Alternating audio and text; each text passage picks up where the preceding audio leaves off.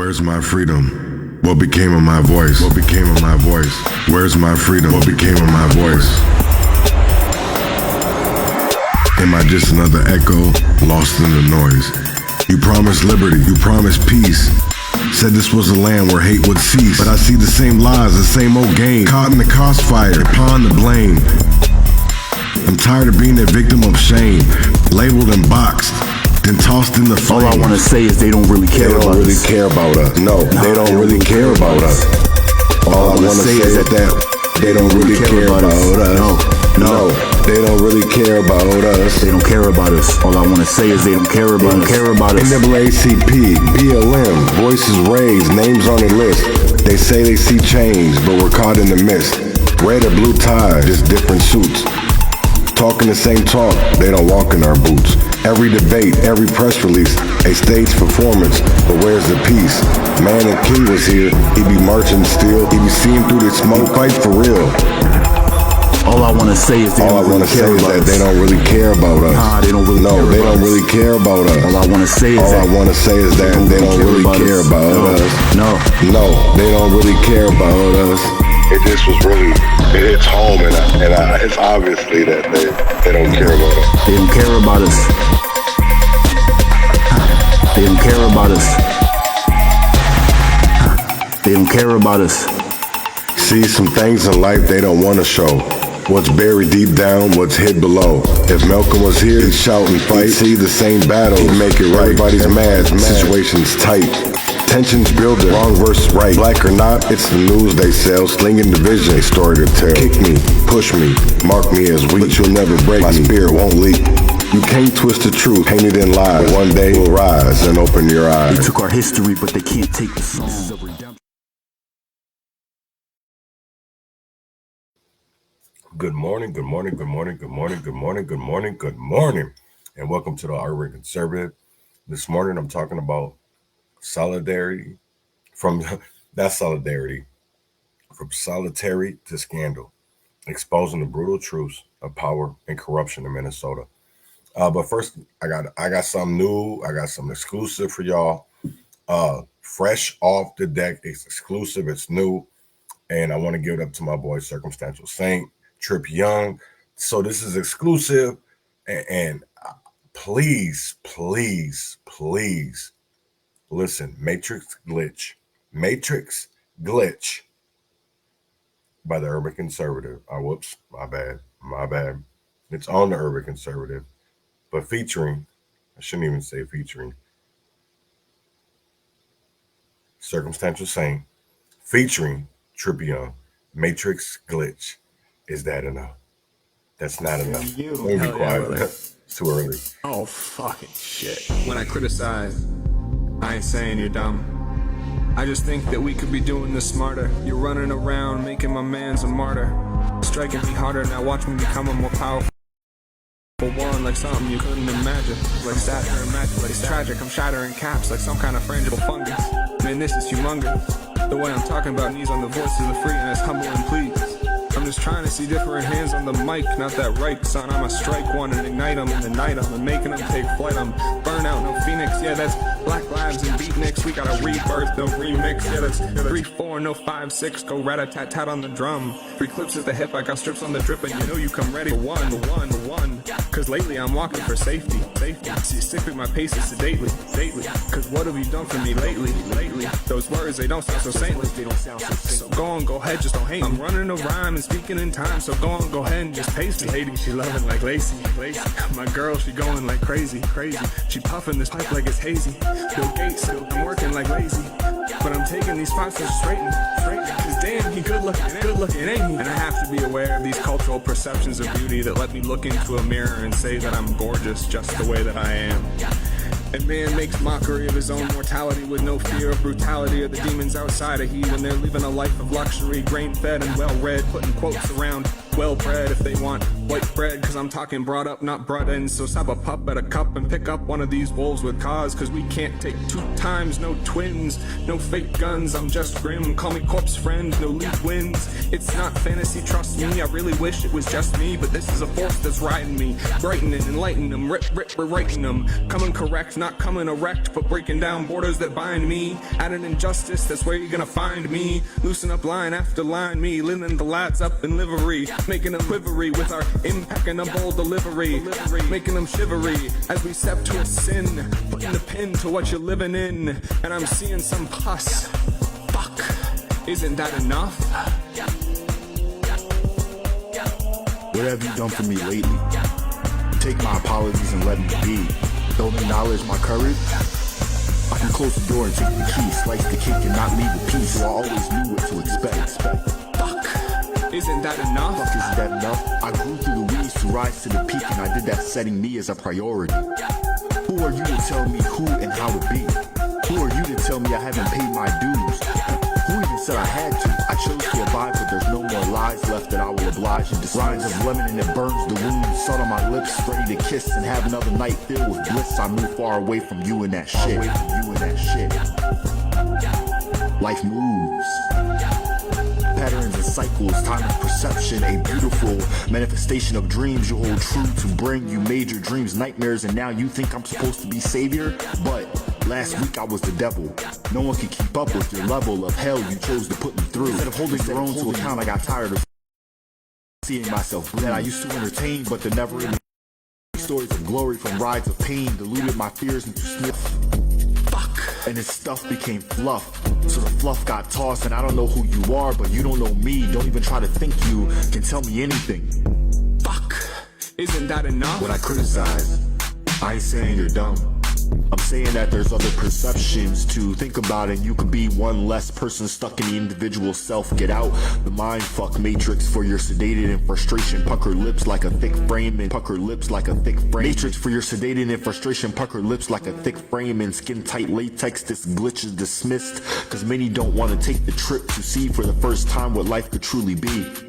But the crossroads, the mental acrobatics, tumbles and hurdles seem daunting to say the least. No one wants to do the work and take on this beast. Trip got me tripping, think about this delivery. I got secrets to tell, no idle time, but time to kill. Glitches to switch and I'm right on the heels. Niggas is running straight up to the hills. Beware when the saints come marching in, beating the drums to the rhythm of one. The people come packed with the fire of the sun. They can't take away what they can't control. The beats that sway your judgment and reactions alone. Let the emotions take you to places unknown. Seek counsel from enemies and find out what you truly mean to be. Counting, the days don't last. We know this, stop counting. Stop drowning in debt. Cut the cord so they can sit on regret. They birthed a saint, take him to hell, cover that well and make sure you abolish the laws that make us yell. Congolese medals keep the world heavy in gluttony. I must have missed the part where we ignore and keep on fucking the mother that birthed all of humanity. Give the elites, the lobbyists, billionaires, political puppets that are in the hands of corporations and Wall Street private equity firms a big fuck you. Cause we selfish, cutting is something you couldn't imagine. This shit is humongous, but just another common occurrence of colonial powers discussing the masses with masses with I this and that and the newest fad and the most fucked up nonsensical fascist dad. Make them hurt and have fun. Think about where it hits and fuck the bullshit. Go ahead and twerk. Fuck, isn't that enough? We've been putting in work. Fuck. This marriage is done, cause what have you done for me lately?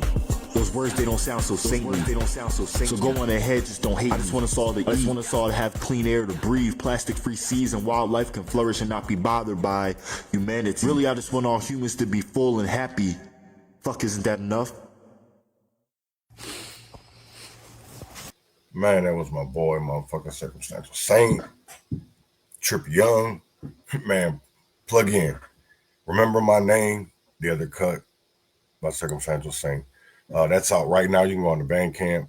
It's also streaming on Apple Music, Spotify, all your streaming platforms. It's streaming. So go out there, get it, because he works hard.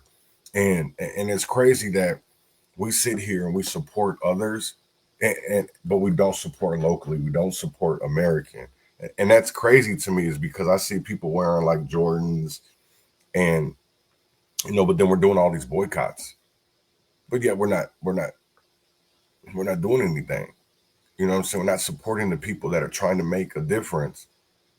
Where you don't have to go to Walmart. You don't have to go to Target. You don't have to go to these places that keep us down. This capitalism. You know what I'm saying? And it's crazy because ever since COVID, we've seen billions of dollars go into our communities. Billion, and it's on paper. There's no lie about this. It's all facts. You know what I'm saying? And it's crazy, crazy work that nobody makes a difference because it's illegal. It's not illegal. It's legal for political corruption. It's legal for political corruption, and that's sad as hell. So, man, good morning, good morning, good morning, good morning, good morning. From solitary to scandal, exposing the brutal truths of power and corruption in Minnesota. And I'm going to talk about that shit because it's sad to me is that we have things that are continually going on, right? Continually going on. But before I get into that, I want to talk about policing, right? I want to talk about how did we get here because we're saying names. So if people don't remember Jasmine Tucker, Akron, Ohio, this morning they came out, and I don't like really doing this, but I want people to learn and I want people to know the difference. So this is the autopsy findings in Jasmine Tucker's shooting death, right? And I want people to pay close attention because words do matter. Words do matter. And watch the words that the medical examiner uses in Akron, Ohio. And in my eyes, it really doesn't point blame at anybody, or even it just is more, it leaves more questions than it gives us answers as a community. And I mean that because we have to put our generations, our future generations' hands in these people who are in power, but do you trust them? Because words do matter. Staff for the Summit County Executive's Office. On behalf of the executive, we extend our condolences to the family of Jasmine Tucker, as well as all members of the community who are struggling or overwhelmed by recent events. The Summit County Medical Examiner's Office is one of 9 departments within the County Executive's Office. Summit County is unique in that it employs the expertise of a medical examiner and not a coroner. It is important to note the difference between a medical examiner and a coroner. The titles are not interchangeable. A coroner is an elected lay person who does not always have professional forensic training. A medical examiner is appointed and has board certification in a medical specialty. The Summit County Medical Examiner's Office employs 3 full-time doctors and additional staff. The Medical Examiner's Office is independent from law enforcement agencies, and the work completed by the Medical Examiner's Office is the documentation of autopsy findings and investigation of circumstances related to the cause and manner of death of an individual. During the course of an autopsy examination, evidence related to the cause and manner of death is collected and secured so that it is available for any potential future legal proceedings. All of Summit County's doctors are forensic pathologists who have undergone training specific to determining the cause and manner of death and the collection and preservation of evidence for use in these legal proceedings. The autopsy of Jasmine Tucker was performed by Chief Deputy Medical Examiner Dr. Robert Schott. The final report was created by Dr. Schott and contains the examination findings. Summit County's Chief Medical Examiner, Dr. Lisa Kohler, completed a quality control review of the report and then co-signed the report, as is customary. This process of quality control report review takes place for all homicide deaths prior to the report being finalized. As it is with every investigation, the goal of the Summit County Medical Examiner's Office is to be able to provide an accurate assessment of the injuries sustained. The Ohio Revised Code is clear that the press is entitled to review the autopsy report, and as stated in our advisory, we have put into place a system by which members of the press can make an appointment to review the report. Because of the number of requests received to review the report, it was clear that relaying a summary of the autopsy findings to all of you was a more expeditious manner of ensuring that accurate information is disseminated. Today you will hear from Chief Medical Examiner Dr. Lisa Kohler, who will provide a summary of those injuries sustained by Mr. Tucker, as well as some of the findings determined as a result of the autopsy. Dr. Kohler joined the Medical Examiner's Office in 1998 and has been Summit County's Chief Medical Examiner since 2001. She received her Doctor of Medicine from the Medical College of Ohio at Toledo. She completed a pathology residence at the University of Pittsburgh Medical Center and completed her forensic pathology fellowship with the Chief Medical Examiner of Richmond, Virginia. She is board certified in anatomic and clinical pathology and forensic pathology. In addition to her duties as medical examiner, Dr. Kohler teaches as an assistant professor of pathology at Northeastern Ohio University College of Medicine. She is an expert witness in the states of Ohio, Pennsylvania, and Virginia. Her office maintains full accreditation with the National Association of Medical Examiners. At this time, I'd like to call Dr. Kohler to the podium.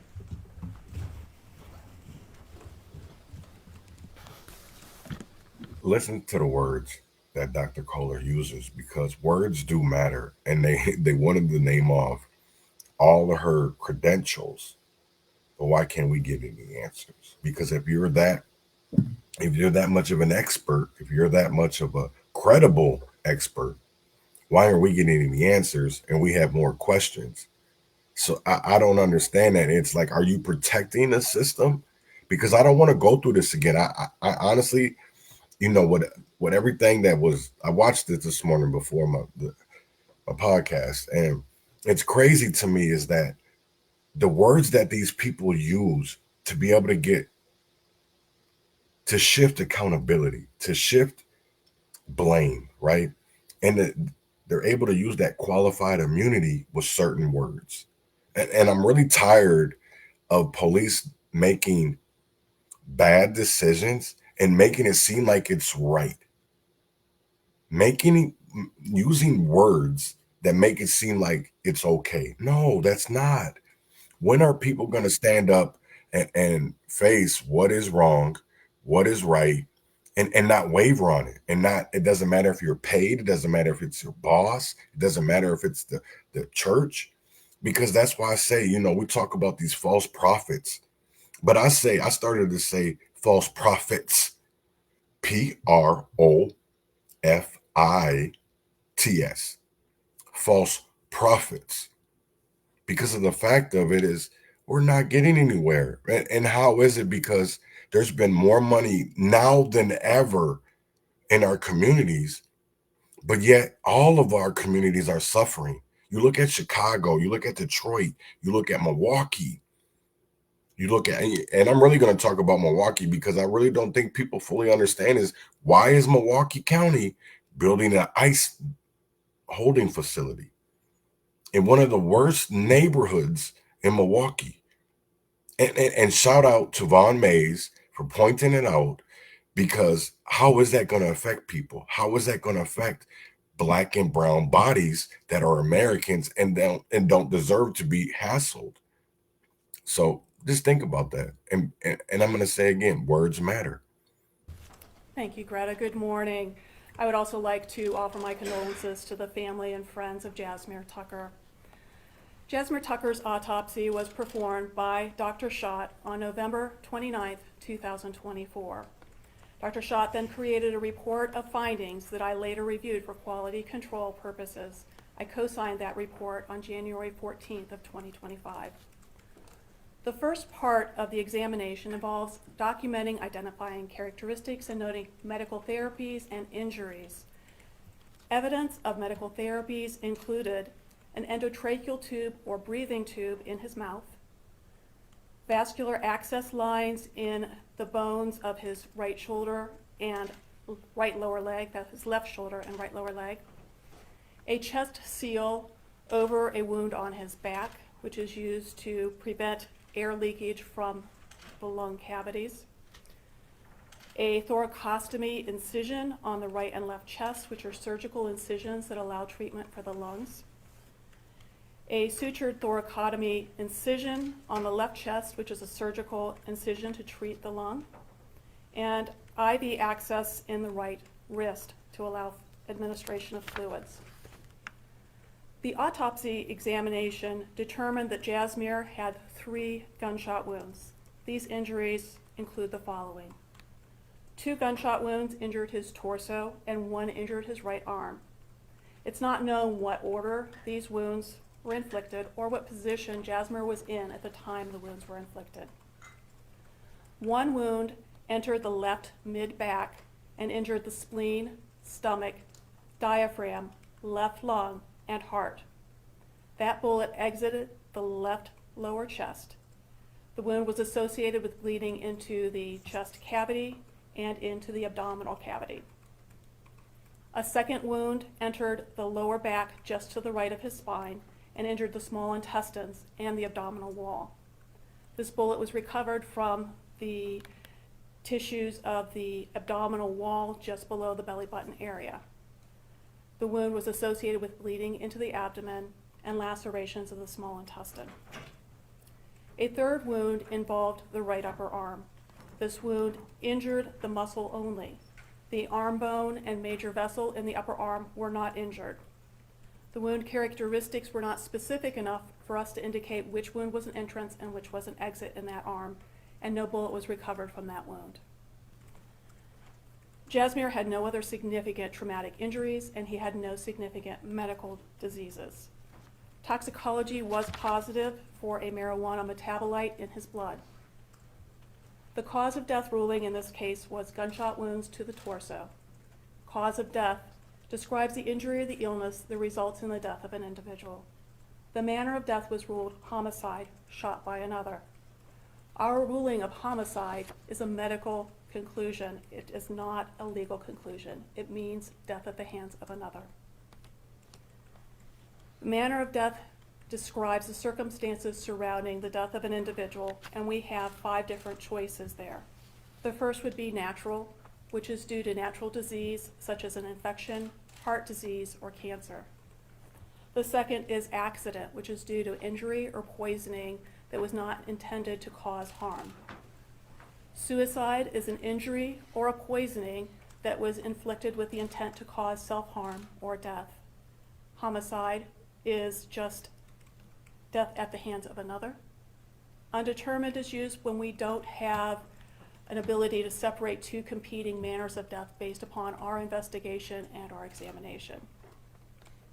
I understand that there have been questions raised regarding the performance of gunshot residue testing. First, allow me to explain what gunshot residue testing is and some additional information regarding the testing. Although the technology used to demonstrate the presence or absence of gunshot residues is sound, there are many factors that contribute to false positives or false negative results. Gunshot residue testing can detect specific particles related to the discharge of a firearm, but the results of such testing are not conclusive as to whether an individual did in fact That was one of fire his a big weapon. words. What the fuck does that mean? The We're gonna particles see are what it very means, fine though. and easily dislodged from the skin by acts as simple as putting one's hands into one's pockets or even by sweating. A Conclusive. positive test does not indicate that a person fired a weapon. A negative test does not mean that the person tested did not fire a weapon or was not in the vicinity of a weapon. The FBI discontinued their gunshot Tastes like residue motherfucker. testing in 2006.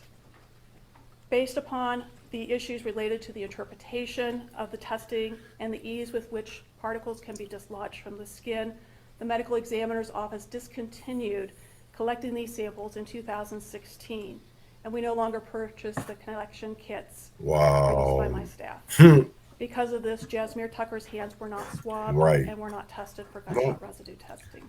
But the bullets Upon my supposedly co-signing of the report, that they members of the executive found staff provided the report to Jasmine Tucker's family by way of their attorney, as was requested prior to this media announcement. At this time, we will take a limited number of questions. It's Please be time. aware that Please be Dr. aware. Kohler will not, excuse me, Dr. Kohler will not speculate, and we will not comment on the ongoing investigation Always. that's being completed by Always. DCI. Bob? Why would anything be different? Tell which gunshot was fatal and if any call Listen. on the scene would have Listen. left him The sun. for every die, in other words, and if they I'm just kidding. necessary treatment to it sooner, would that make a difference? Okay, with regards to the lethal wounds, both of the wounds to the torso are lethal. The first one that I described that injured his heart and lungs would be more rapidly lethal. And with regards to rendering aid, because the heart was damaged by the gunshot wound injury, more rapid aid would not have changed the course of Okay. events here. Other questions? Stephanie? So, Dr. Kohler, you said that you weren't able to determine which way he was when he was shot, but how is he lying when, I guess, when they got to him? Are you able to say anything about the direction of the shots at all? We are not able to indicate what position he was in at the time he was shot, or when we're going through the direction of the wounds. That is based as though he were standing in anatomic position, upright with his hands down to his side. We don't make assumptions as regards to the positioning of him versus someone else, and we don't have So that they gotta additional show us information at that. this time. Yes, ma'am. So you know how quickly he died? We don't have knowledge of how quickly he died. The wound to his heart would have been very devastating, and it would have been rapid. That's crazy. Other questions? Are all three shots from the same firearm? We don't have that information. I don't know if this is redundant to what Stephanie asked, but based on what you know and the video that's been out there, does it appear he was shot while he was running away? Right. We don't have that The information. information. Because they don't want to blame it. They don't. That's Is it fucking possible, crazy. do you know that sometimes you can be shot in one part of the body can be moved, and then you can be shot on the opposite side? Or We're- can you tell them? She's not going to speculate on that. Right. It's not speculation, though. Anything else? Can you comment on the volume of blood, how much he may have bled out? We don't know how much blood was lost. There was a small amount of blood in the cavities, but he had also undergone medical therapies, which would allow some of that blood to drain out, so we do not know. Yes. Are you able to tell what caliber bullet was used, or what type of bullet was used to kill him? There was one bullet that was recovered from his body, and it was a small caliber. For clarification, was he pronounced dead at the scene or at the hospital? You said it might have been devastating and potentially quick. That's an important question.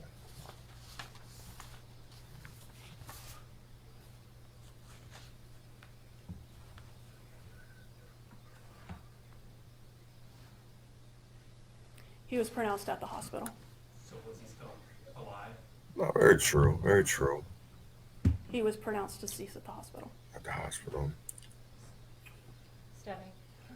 You said small caliber, are you able to give, I guess, more pronounced definition of what kind of bullet was recovered? We do not analyze the bullet itself. It's just by looking at it, it was described as a small caliber. So just to confirm, you said more rapid aid would not have changed the course of the events, meaning that it would be regardless? Yes, ma'am.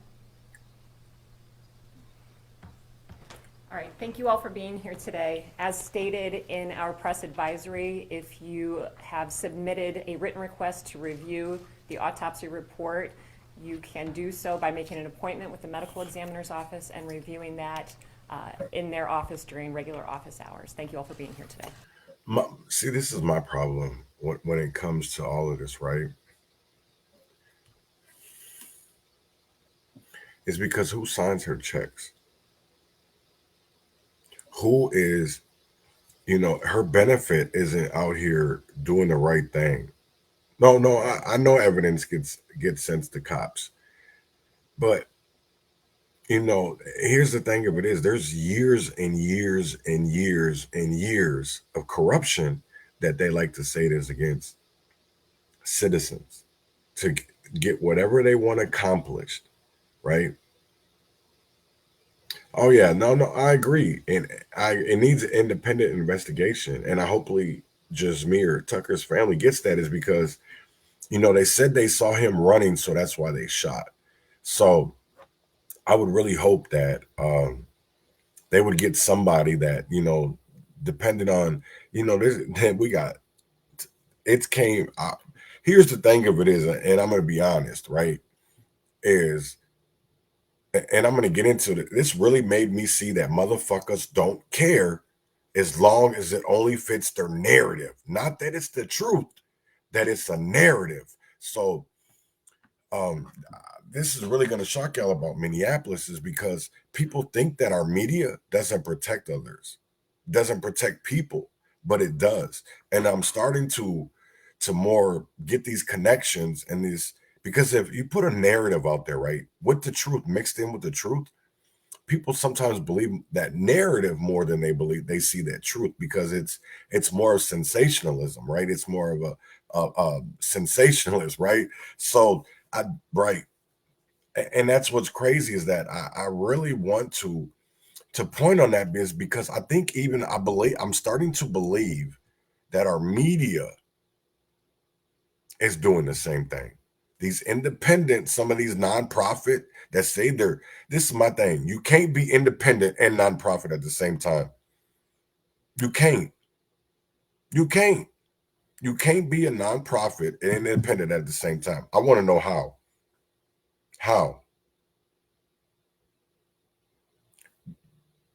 Because for you to survive, there's stipulations to those grants you're taking as a nonprofit. So how are you independent? How are you independent, right? How are you independent if you're a nonprofit and you can't speak on certain things because it goes at your boss? It goes at your, today's Andy Luger's last day. Can't stand that bitch ass motherfucker. You know what I'm saying? And it's like, it's crazy because everybody wants to point out that we've had years of gang violence, but they never want to talk about the fact that we have all this other shit. Even this morning before I got on here, I was going through the what was passed last year was the African American Family Preservation Act. And there was a report that came out years ago that Ruth and Jeff Hayden, and that's what makes me wonder because why do they switch words? Because I want to know what made it from when y'all did this way back in the day and it never passed, and it was self-identification, but now that's what y'all do. It wasn't in there. It wasn't added. It wasn't in there, but now y'all added it to that bill. And it makes me wonder, like, who along the way 10 years ago that y'all was doing this, because our governor was Mark Dayton. This report came out when Dayton was governor. And it's the same names. They did a press conference. I'm going to show y'all. You think I'm lying, man? These people, that's the crazy thing. Actually, you know what? After this, I'm going to show y'all because I got to set it up. But what I want to talk about is generations of gang violence. And here's the thing of it is, they point to one shooting, but really, is it just that one shooting that keeps it going on for generations? Or is it the players are still out here and they know? They know. You know what I'm saying? They know. They know. They know who to hit, who the players are, and yet people still go for it. So I want you to watch this and just see that Fox 9, and I emailed Fox 9 too, because there's a whole lot more that they're not saying. You want to talk about the highs and the lows, but you really are not getting into all these nonprofit leaders that are, we push for peace, 21 days of peace, a Mother's Love Initiative, UMCT, there's black churches, Mad Dads, CEO, Touch. You know what I'm saying? Nobody wants to have these conversations, and we need to, because the same way that most of these nonprofits are ran the same exact way that we ran gangs, that we run gangs over North, that we run gangs all over America. It's that same structure. The same thing with a Ponzi scheme, with a pyramid scheme, it's all done by structure because it always protects the person that's up top. And people will never understand that. Tonight, police and federal prosecutors bringing a fresh approach to cracking down on violent gangs. The U.S. Attorney's Office turning to racketeering laws, once used to take down the mafia, and now trying to dismantle Minneapolis street gangs. They say these gangs are responsible for a generation of murder, retaliation, and drug trafficking. Tonight, Paul Bloom talks with prosecutors, investigators, and victims about this new approach to an old problem. And those interviews, along with a review of court records, helped us trace a generation of gang violence back to one specific incident, a deadly shooting 20 years ago. What do you remember about that case? All we knew was some kind of house party that kind of went wild. Veteran homicide investigators Charlie Adams and Richard Zimmerman responded to the scene at 12th and Knox in Minneapolis, May 2004. As I recall, it was some groups from another gang that showed up at the party. And of course, then they had their interaction, and that's what sparked it. Charging documents at the time detail a toxic mix of gang members at the large house party when gunfire erupted, creating chaos throughout the neighborhood. 10 seconds later, somebody pulled out a gun and started shooting. 18-year-old gang member Christopher Little was killed, igniting a gang war now decades long. The highs and the lows, often separated by just a single street, West Broadway in North Minneapolis. A battle over the same territory. He's got 9 lives, man, you know. Involving some of these same faces. Ashimiyu Owanle. Now under federal indictment. He's been around. He's been a target at least 3 or 4 times on some of our cases where people end up dying. All it takes is an attitude, anger, and access to a weapon. And before you know it, it's on. With one shot that can reverberate back and forth forever. For years, community leaders look for peace after a night of partying ends with bullets flying. We have witnessed the resulting violence. We need to send a call out to our community. And we want you to stop this madness of spilling each other's blood. Gun violence and gang activity in our community deserves all hands on deck. But now, for the first time, state investigators as well as federal prosecutors are pinpointing exactly when it started and how far it is spreading. In any gang war and in the development of any gang, there are certain incidents that trigger both the conflict and the growth of the organization, and that's one of them. That's not uncommon, that some of these feuds become simmering and generational in nature, and we need to end that. In these federal court records in 2023, investigators say the feud between the highs and the lows started after Little, who was a member of the Lows, was killed. Quote, since this murder, there have been hundreds of shootings and murders between these two entities, adding that the victims of the ongoing violence include gang members, as well as, quote, innocent adults and children who have had nothing to do with street gangs. And then she didn't come home. Including Carmaine Tietzel's daughter. I don't know. Vanessa Jensen, Anaya Allen, Trinity Rain Smith. Autumn Merrick was struck and killed while riding a scooter near Target Field, October 2021.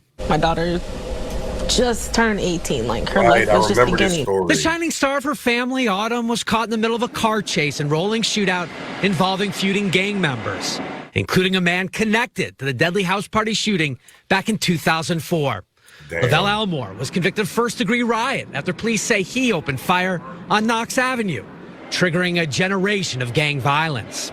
Now, nearly 2 decades later, Elmore admitted he was behind the wheel of one of the vehicles, the Dodge Durango, that struck and killed Autumn Merrick.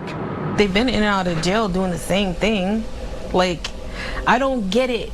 You are 30-something years old. You don't get, you haven't changed? Like, I don't get it. What's going to make a difference? Which piece of this carnage can we take federally? The violence forced outgoing U.S. Attorney Andrew Luger to treat gangs, the highs, the lows, and the bloods, as criminal enterprises. The charges we announced today against the Lows allege a pattern of unthinkable and reprehensible violence. charging dozens of alleged members with federal racketeering, also known as the RICO law, used to dismantle the mafia. So if 4 people are involved in 3 murders and they do it on behalf of the gang, that's the basis for a RICO, and that's what we've done over and over and over again. An organization of violence that started with a shootout 20 years ago. There was something that night, that mixture of people, is that just kind of an ignition point? No, that's exactly right. And there are really 2 types of trigger points for these. Like you said, a major gang leader is killed, there's retaliation, a war builds over that. The other is just the circumstances, who was there, how they reacted, and what they chose to do after that. With the U.S. Attorney's Office in transition as a new administration is set to arrive in Washington, Andy Lugar is confident that these RICO cases will continue in federal court. So far, his team has charged nearly 100 alleged gang members. Paul Bloom, Fox 9. The hardest thing is obviously finding product. No, and we need to do more. But honestly, if you're not believing people that were part of that life and that were part of that scene, we're never going to change anything, because you're allowing these nonprofits that say they have changed their life. They used to be gang leaders like Sharif Willis. I'll say these niggas' names: Jerry McAfee, Keith Ellison. You know, we could talk about, there's so many things, because Bob Kroll, you know, that's the whole crazy thing about it, because I want to show you something, right? So this is about Target in Minneapolis. But I talk about Juul. So Juul is AI. But see, on here, they didn't know that, or they did know that, or they were naive, or they were playing a game. But it's just not critics from the left. The conservative Twin Cities satirist, Juul Adora, best known for his, it's not a he, conspiracy theories and for mocking social justice issues, blogged about Target's influence over U.S. newsrooms. For decades, Target and Dayton's family have been the largest purchaser of newspaper advertising in nearly every city they operate. Target has bought 4 Color ink by the barrel, said Adora, which claimed has made them a darling of editorial billboards. In 2006, a business consultant working with the multinational retailer implanted a story in the Washington Post about Target's new surveillance and policing partnership, which was revealed in Unicorn Riot's short film, Unscathed, How the Press Helps Hide Target's Harm. This is also when Target first publicly disclosed its funding for the county attorney's office to lock up repeat offenders in downtown Minneapolis, where its headquarters are located. There were huge strings attached when we received the funding for our new staff. In the past, the DA's office tracked how many criminals were charged, though once we were working with Target, we were required to track how many convictions we get in a year, which exploded by 30-fold. Then Hennepin County Attorney Amy Klobuchar told the Post. According to the article, police can patrol neighborhoods by remote control, thanks to its surveillance partnership with Target. Target used the Post to announce it was funding the Minneapolis police and the Hennepin County's attorney's office without the voices of Minneapolis residents, activists, or scholars to push back. The Washington Post never disclosed the author's professional relationship with the multinational retailer. Within days, the Star Tribune ran the same story, also failing to mention that the author's employment with Target. You know, and that's the whole crazy thing, because that's the one, Nico, who's a reporter, whatever, for Unicorn Riot, didn't know that Juul Adora was not real. It's not a real person. It's maybe the thoughts, you know, the interactions you were having in the history was real, but that person you were talking to, no, it was a computer that was set up. And I got pictures of what Juul actually looked like, and it was a computer with antennas. It had some antennas on it with some little box. I'm not I'm not technical savvy. I'm not none of that. But I understand is that this shit all leads to something bigger. Something bigger, because here's the thing of it is, if Jewel was pointing out the fact, they want to call it that she was doing a conspiracy theorist or whatever. She had sources. She came with sources. You know, that's big financial fraud. Nobody wants to talk about these things in Minneapolis because they benefit from it. And that's what's crazy to me, is because they talked about Jewel Adora. If you go on her website, I don't even know why I said her, but it was after it was named after a woman. And I got the story because Jewel Adora is actually a town in Iowa. And it was really wild because when we were coming back from Las Vegas, I was driving through on 35 in Iowa. I think it was 35. And I look up, I was like, wait, did that just say Jewel Adora? So I Googled it, you know what I'm saying? Did my little thingy thing. And I reached out to Jewel and I said, hey, why is there a city in Iowa named after you? And I really should have thought differently then, because I mean, how many people have a whole city named after them or what? I mean, I shouldn't say after them, but they're named after a city. Some little buckhead ass city in the middle of the nowhere. You know what I'm saying? I should have probably got it then and there, but I really didn't connect 2 and 2. And it made it even more crazier because, okay, so I know y'all ain't gonna believe me, but maybe you will. Because so I'm gonna put it in here. I'm gonna put Jewel Adora, right? There is a town in Iowa named Jewel Adora. Oh, wait, let me put Iowa. So you guys can see what I'm doing.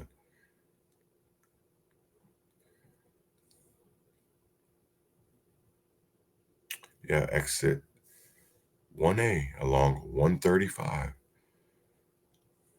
Okay, so my computer acting weird. Let's see.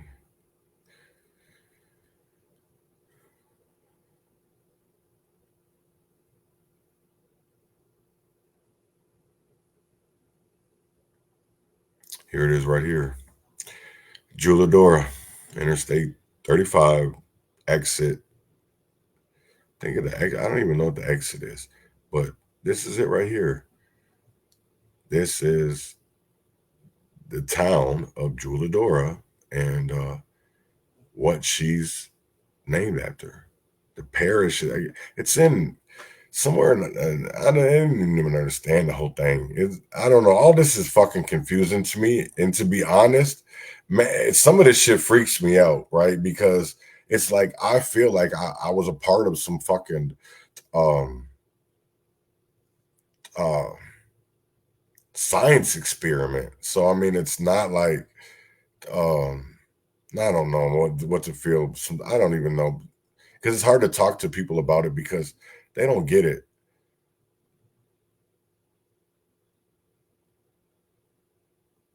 Yeah, okay, so there's 2 towns, right, with the Jewel and the Door at the same exit, right? But it's in Iowa. So it's really crazy. And it makes me wonder, like, how many people really don't do their homework? You know what I'm saying? It's like, why aren't people doing their homework? Because you don't even know that. Maybe you do know, maybe it's satirist or whatever you want to call it, that you call Jewel a man, right? Maybe it's a error, you know, spell check, whatever. But it's really crazy to me how you didn't know that this was AI. And I'm somebody that I'm going to talk about this next. You know, it's about solitary confinement, you know, and I don't think a lot of people fully understand what that does to a person. Right. Okay, so it is different. But I did see the shit. You know what I'm saying? Like, it's crazy as hell because yeah, I don't know. It was like we were in Iowa. It was early in the morning, and I saw the shit, and I'm like, wait, what? I was like, that's crazy as hell. But I want to show about solitary confinement.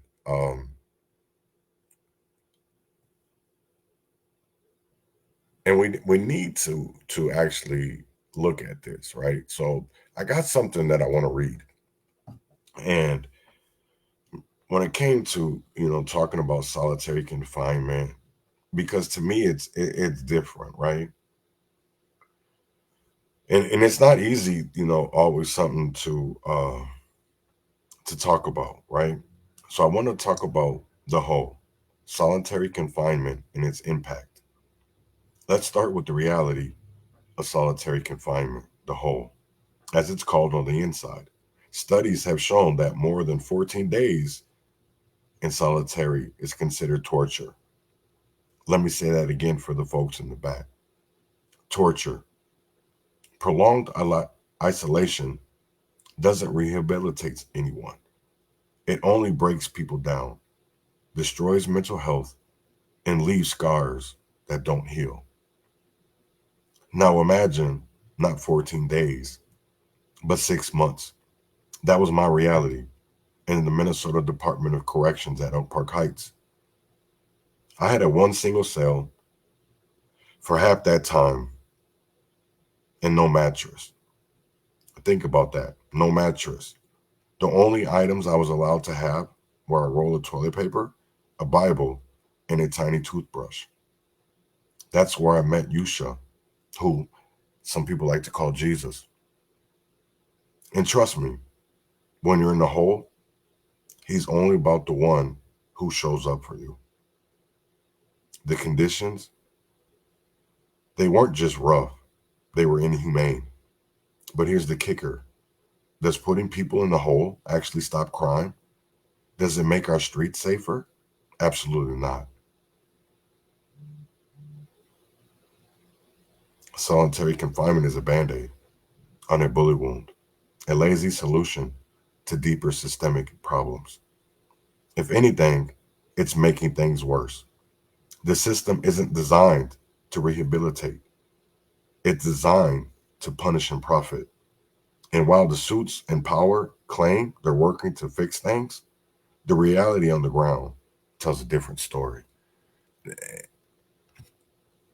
And I really wanted to get into that about, solitary confinement in the whole, because, there is an effect on people that maybe we don't understand, and we don't want to, we want to show that empathy.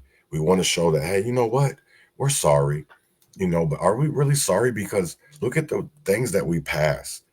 That's one thing that yesterday was a special election primary, and only 11% of that district voted. That was registered voters. Only 11%. So how are how are people speaking for us? Because the Republican, that's what's crazy. There was two candidates. There was Abigail Walters and some other person, right? But Abigail got 123 votes, and the other person only got 59. How are we going to ever win with that? How? That's not turning anything red. Because how many voters were Republican that came out and expressed how they felt? Niggas was more worried about the Democrats not showing up yesterday to the legislative session. And yet y'all are out here voting for one. Another Democrat, I know that's the Senate, to come in there and do what? Because without that House, you can't do anything, because that's where everything starts. Any bill, for it to get passed, has to come through the House.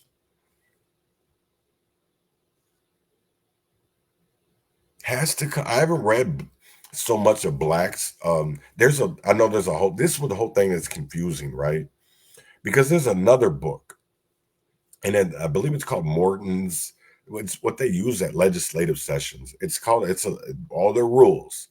And it is so confusing sometimes, because, you see these legislative officials come out here, these, no matter if they're Democrat or Republican, and they throw words at you. They just throw them, but they never explain what they mean, because they always use these articulate. That's what I want to call them. I call them articulate words, instead of just using words that people can get, that people can feel. You know what I'm saying? Because there's a lot of shit that's crazy to me, man, and I don't understand it. Because I want to say one thing, right? And let me go find the video real quick, because that's the one thing, is that people honestly have to see it to believe it with your own eyes, right? It's not no more of, oh, we just got to hear about it. So if people don't remember, in Minnesota, there was just a couple weeks ago, there was a case where a woman was sentenced in St. Cloud, Minnesota, right, for working with El Chapo's cartel. And then not only that, we had somewhere that was locked in the basement, was handcuffed and getting beat by 3 individuals that were arrested, that was connected with the cartel. And I want to get into that. So let me play that, and then I'm going to be right back to talk, because people always want to say, oh, it's not possible. It's not possible. Yes, it is possible. You have, man, you open your mind, open your eyes. SWAT team swarmed this St. Paul shop to save a man chained and beaten in the basement. Charges say that victim owed a debt to a Mexican drug cartel. That seems strange, since we're more than 1,000 miles away from the southern border. You may be surprised to learn it's not the only recent cartel-connected crime in the Twin Cities. Frankie McLister talked to a former CIA agent and the loved one of a woman from Minnesota caught up in the cartel world. All knew it. Obviously, she messed up, but she does not deserve to sit that much time. Friends and family of Michaela Knott, or Kayla, say she's not what you think. I understand there's consequences for our actions, but I have seen people's lives be transformed. This after Knott was sentenced to more than 26 years in prison, pleading guilty to distributing nearly $10 million worth of drugs from Mexico to the upper Midwest. Knott moved south of the border in March 2020 after being laid off. Her loved one said Knott tried to come back, but didn't have a passport to do so. I think it got really dark really fast, went downhill very quickly, and she was stuck in a situation that she couldn't get out of. Former CIA agent Jack Rice says exactly how this can happen. Imagine what happens when somebody says, how would you like $100,000? Look how easy this will be. It's a couple of hours work. It's nothing. Knott's sentencing happened just days before 3 were charged in a cartel-related kidnapping in St. Paul. They are much more difficult to actually control than small organizations that are located throughout the Twin Cities or elsewhere. These are powerful, multinational operations with huge resources. And Rice says they have one goal. Cartel is Power. here to make money. Money, right? The cartel is here for profit. In St. Cloud, Frankie. That's what I don't understand, right? Is political corruption is legal. It's legal, and why? That's the one thing, is because the person that was, we had a conversation kind of this morning back and forth through messaging, and he said that GOP fraud committee wasn't going to be able to really do anything. I said, yes, if it's because the way that I brought it, it's a bipartisan, right? Because to get anything done, it's got to be political. It can't be just not political. It has to be political. But it has to be from both parties. It's got to be bipartisan, or it doesn't work. So that's the way that it's even with artificial intelligence. You know what I'm saying? You can't have one party domination, because at the end of the day, it doesn't look at the other individuals. So if Republicans run it, then they can do it. But they're only going to do it after Democrats. They're not going to come after all the people that were nasty, were dirty, with Anton Lazaro, and never gave their money back. And there's a lot of them. There's Elliot Engen. There's questions, and it's not about somebody's criminal background. It's like, how can you call yourself a person of Jesus if you have a promiscuous history and yet you don't want to talk about it, you don't want to talk about it. You don't want to talk about it, but then you want to block people. You want to call them all kind of names. I'm not afraid of what's on paper about me because I'll talk about it. I want to explain it. On paper, I read that people were been promiscuous in the lab while they were a part of our legislature, that they were having affairs. Just like I found out about Marty Kelly's brother and Red Wing Tim Kelly. Why he wasn't a state legislator anymore, because he had to retire. He had to quit. He had to resign because of the simple fact that he was caught in an affair with another state legislator while they were on a trip, and they got pulled over by a park ranger and lied about it. That's the only reason. It's not because they wanted to do the right thing. No, because at first they denied it, just like the same thing with Nicole Mitchell. You're seeing benefits to a system that everyday citizens don't get. You know, that's the one thing, even in Rochester, you know, there's a situation right now where a person was arrested for a fire, being responsible, but that's not what they say. They have evidence. Well, then why doesn't your report say what that evidence is? Are you just hiding it? Because for what that is all in that what happened in the fire, but then yet the person is out with just released on their own recognizance. How can you not expect people in the community to be mad when they read a story and they see all those things, and then you're saying it was set intentional? Because when it first came out, it wasn't. It was a tragic accident. And now you totally switched and said that it wasn't an accident. He did it intentionally, but yet you're not showing what was intentional. So, and it's crazy to me, and that's what this system does. They come out with little narrative parts instead of the truth, little white lies to get people chaotic, right? To get people chaotic. And it's crazy to me because we fall for it all the time. We fall for it all the time. We fall for it. And I don't understand it. Because even what's going on I don't understand, you know, that's the crazy part is, how can people say that you care about, maybe you don't care, though. You know, you say you care about people, but yet, you know, we have people living like this. I don't know, I want to play that or not. You know what? Before I go to that, I want to play what's going out because I think it interacts with what I'm about to talk about. And that's with all these natural disasters, right? And if you looked at it, there's a lot of property that was already bought by a company by the name of BlackRock. And it was Vanguard. And I want people to look at this and get your own perception of it. But I also want you to be a critical thinker about it. I don't want you to be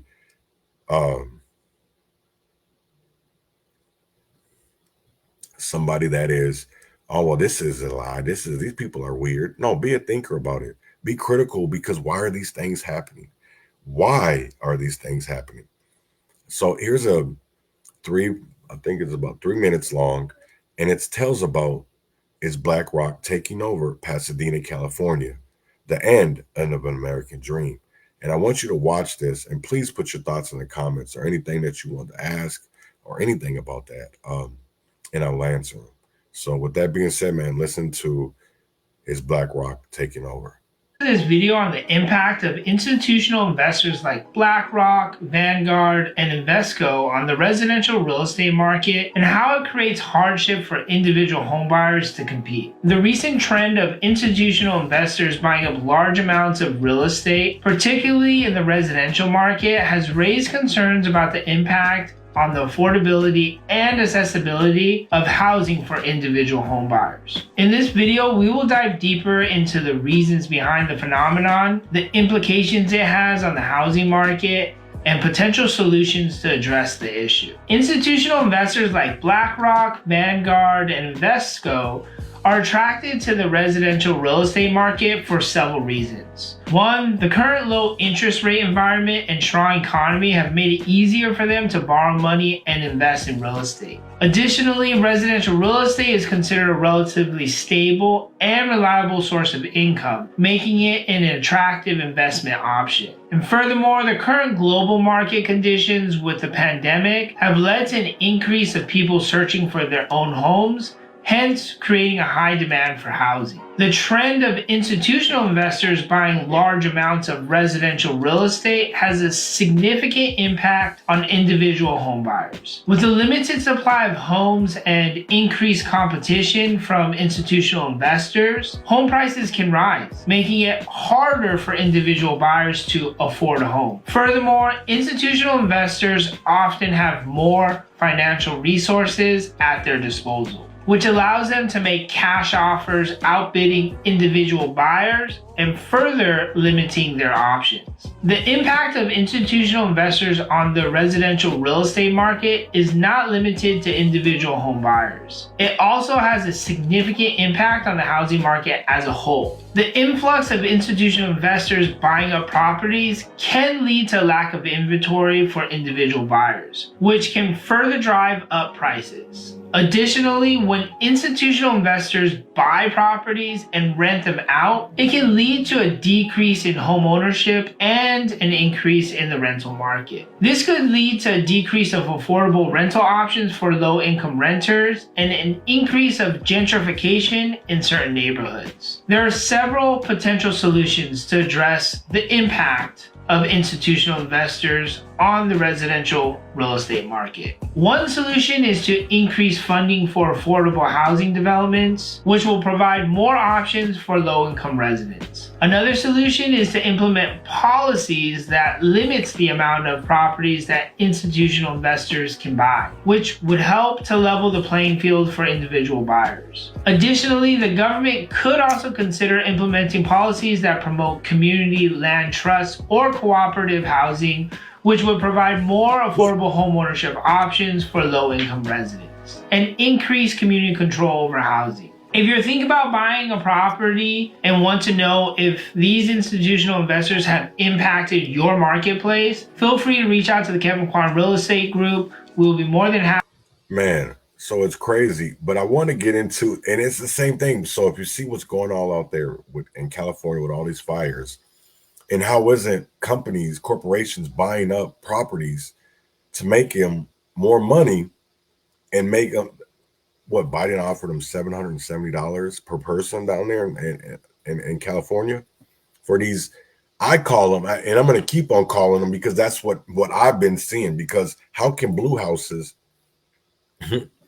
not catch on fire, right? And we've seen it, every house that has not caught on fire, you see neighborhoods demolished, but not the blue houses. So again, weapons, DUs, direct energy weaponry, doesn't talk. And this is what's crazy is, so I'll get into it more and I'll show you, because it's something to do with the blue. And I'm not understanding, because maybe it doesn't see it. I don't know, but it's really wild. But I want to show you this, is that ahead of the Super Bowl, they're putting people in these homeless camps. So we all heard about these camps, right? And I know that New Orleans did this last, it's 2025 now, but in 2024, when Taylor Swift went down there, they were doing camps, right, for the homeless. So they announced it before the Super Bowl. And it's crazy to me is because how are not these concentration camps? Officials scrambled to erect a temporary center for homeless people ahead of the Super Bowl and Mardi Gras at the direction of Governor Landry. Chris Joseph reports the shelter divides residents and leaders.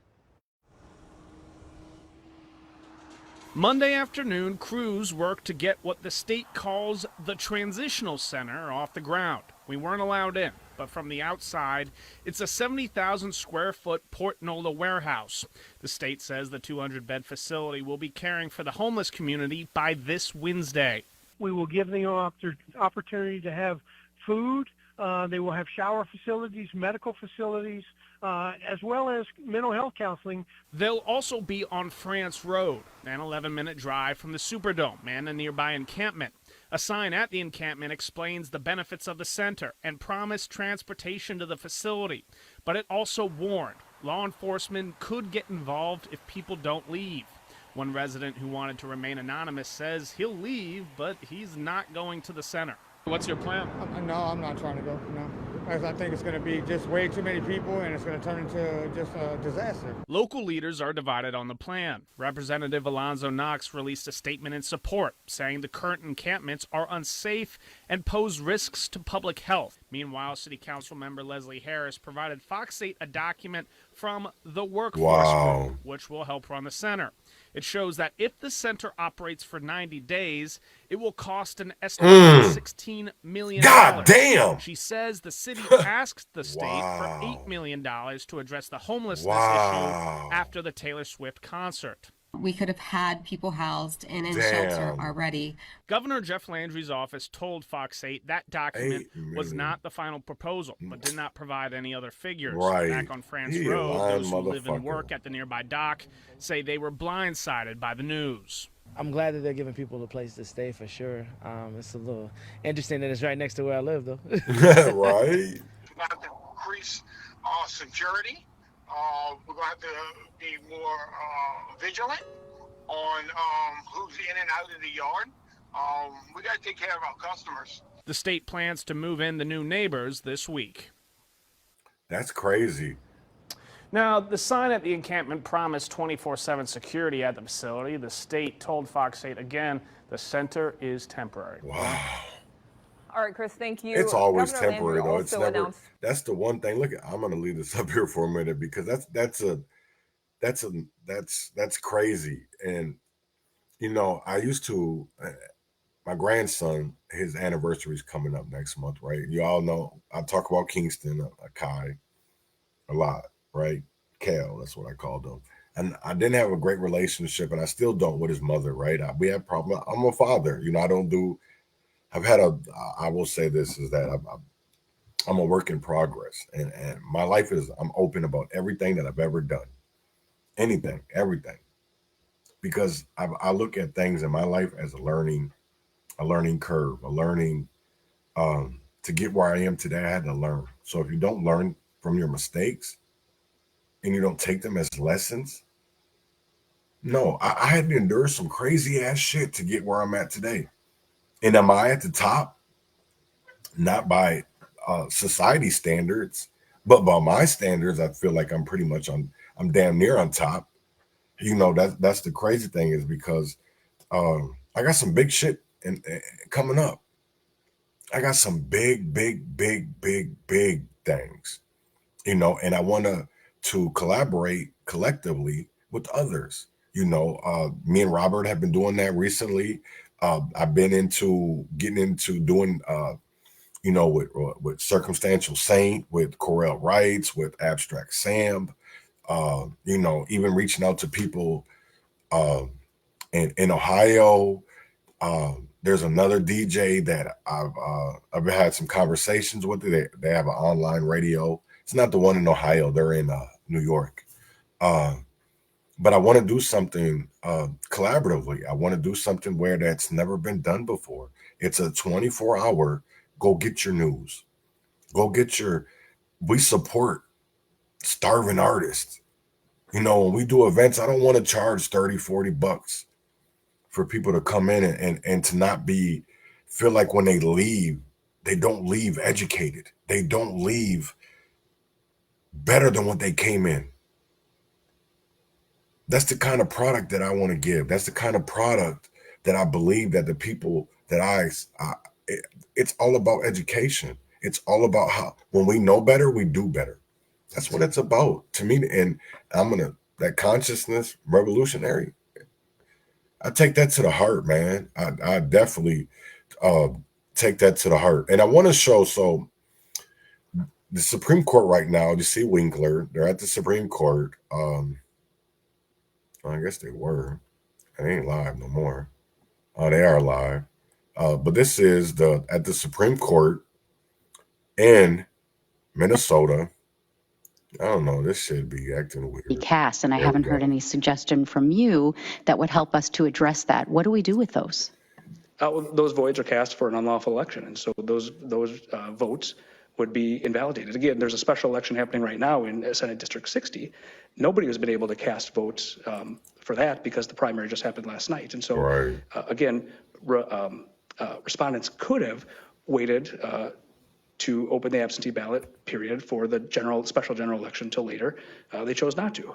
Council, back to Justice Moore's point and sort of on the practical bigger picture, I think that your argument would have not more merit because it has merit, but I'm saying like sort of more gusto to it if there was ultimately not going to be a special election. But I think everybody, as Justice Moore indicates, agrees that that is going to happen.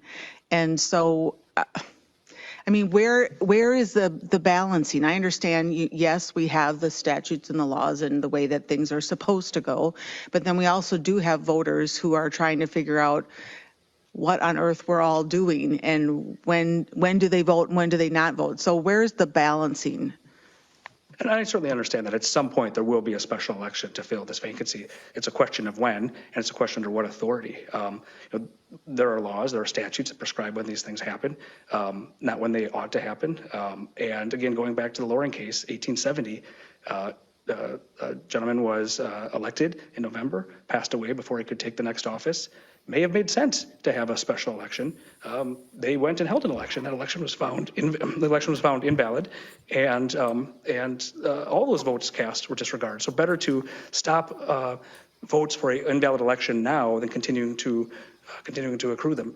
And again, the legislature added subdivision 8 to what is now 35102, which says that when someone dies, a non-incumbent, between this period, like in the Loring case, now that creates a vacancy, and that vacancy then through operation of the other statutes. Council, if we disagree with your subdivision 4, 204D19 subdivision 4 argument, what provision would apply here? Would it be subdivision 2 of that same statute? What's your view of sort of how the statutes would dictate the timing of the writ?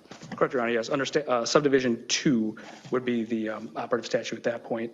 Which again requires there to be a vacancy. So we then go look at the vacancy statutes. 351. So what would the timing be under subdivision 2? Well, they would have to call it within 35 days. They would have to issue the writ within 5 days of a vacancy happening.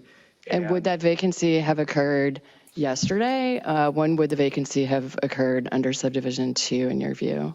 Well, under our view, it occurred yesterday when the House passed a resolution. There's an alternate view that it happened on the first day of the term, which would have been January 6th. We don't argue that, but that could be argued. It could also be argued that it's happened on the first day of session. But what it didn't happen was there was no vacancy on the 27th when, and it can't be called a resignation, whatever it is that Mr. Johnson tendered, he can't resign from something he had not yet possessed, that nothing in law allows a vacancy to exist at that point. Counsel, it seems to me one of the governor's strongest arguments is under 351.055, preparation for special elections. And you make the point in your briefing that that statute says nothing about the power to issue a writ, and you're right, it's completely silent with that in that respect. But by the same token, isn't it also true that a writ is the only way to have a special election? I mean, you can't have that one without the other. Correct, Your Honor, but everywhere the legislature has wanted to give the power to the governor to be able to issue a writ, it's explicitly done so and expressly done so. All through 204D, there are multiple instances of where a writ can be called when there is a vacancy. And so to find a undefined power under 351.055, something that was characterized as a housekeeping bill at the time, that would broadly expand the power of the governor to determine when he deems that there is a vacancy such that could be filled at some future date. Just as a side note, where is it characterized as a housekeeping bill? Where would I find that? I believe we cited that in our brief. It was referred to in one of the House, one of the reports at the time. Okay. Boy, Winkler on my ass, man. Oh, go ahead. One last question, Justice Easton, on that is, it says that if a future vacancy becomes certain to occur and the vacancy must be filled by a special election, again, the only way you do that is by writ, right? The appropriate authorities may begin procedures leading to the special election so that a successor, Why isn't the governor an appropriate authority to begin whatever procedures that need to be done? I mean, respondents say there are a whole host of procedures. You got to find polling places, you got to do a whole host of things. But why isn't the governor one of those people? Well, again, if the legislature wanted to, and it has spoken specifically on writs, it would have said so. And so again, to create a broad power to fill an anticipatory vacancy, and it goes back to what this court has said, which is that when there's an anticipatory vacancy, it has to be expressed by statute. This is, there's nothing in here that's express about being able to issue. So if someone were, like in February, say, resign. Right. So an incumbent resigns, but says on February 1st, they send a letter saying I'm going to resign on March 1st. Could a writ issue before March 1st? Would that be a circumstance when the preparation would allow the writ to issue before March 1st to set the special election? Because the person there is a provision in the vacancy that addresses that kind of, how would that work? That example is the power would not come from 351.055. 351.01 defines that kind of vacancy. It allows people to resign at some future date. It's very prescribed. The general rule is that future. Right, but the resignation wouldn't actually happen until March 1st. Could the governor could the governor under subdivision 2 then issue the writ before March 1st as an anticipatory under 351.055? Well, that issue isn't here. Of course. Now. I think there are arguments. I'm just trying to understand what this what 055 would ever cover. And I get you say, well, you can start to kind of think about what the ballot should look like and all that. You can find ballot, you can find polling locations, you can find, all the other work that can be done. You can get staffing ready to go. But it would not necessarily exclude a writ in that? Well, maybe we don't have to reach that issue, but that's a possibility, right? I don't think in any scenario does 351.055 include the issuance of it. And so under the circumstances here, and sticking with 351.055, given the circumstances here, was there a future vacancy that was certain to occur at the time the writ was issued? No, there was not. Why not? The only future vacancies that could be created are as a result of 351.01, 351.02, and the legislature carefully prescribes that an incumbent may resign at some future date and must tend to the resignation to the appropriate authority that's responsible for calling a special election. It must be irrevocable, and if they are going to revoke it, it must be revoked by certain. There's a whole regulatory scheme around when someone wants to resign to bind them to that resignation. There's no such regulation for a non-incumbent to be able to. Although, Mr. Wilson, what about, I'm looking at 351.01, subdivision 3B. A resignation may be made expressly to take effect at a stated future date. Now, I get your argument that you can't resign from a position you didn't hold, but kind of putting that aside, so maybe it's not a resignation, and maybe that resolves it right there. I don't know. But it does give the idea or suggest that the letter that Mr. Johnson wrote had some effect. I mean, you say it was a nullity, but he was at least expressing that there was going to be a vacancy at some future date. We don't believe that statute or 351.01 would have bound Mr. Johnson, kept him from showing up on the first day of session yesterday. And so there is no, maybe there ought to be, there are policies to weigh on both sides of that. But just like in Loring, there wasn't a statute at the time that let when someone passed away being able to fill that vacancy, and there isn't one here. If that's the case, why did his certificate of vacancy not be presented yesterday? I guess that would be a choice. I can't speak for the Secretary of State, the clerk, and Mr. Johnson on that. Okay. All right. Thank you, Mr. Wilson. Your time has expired. Mr. Dickey.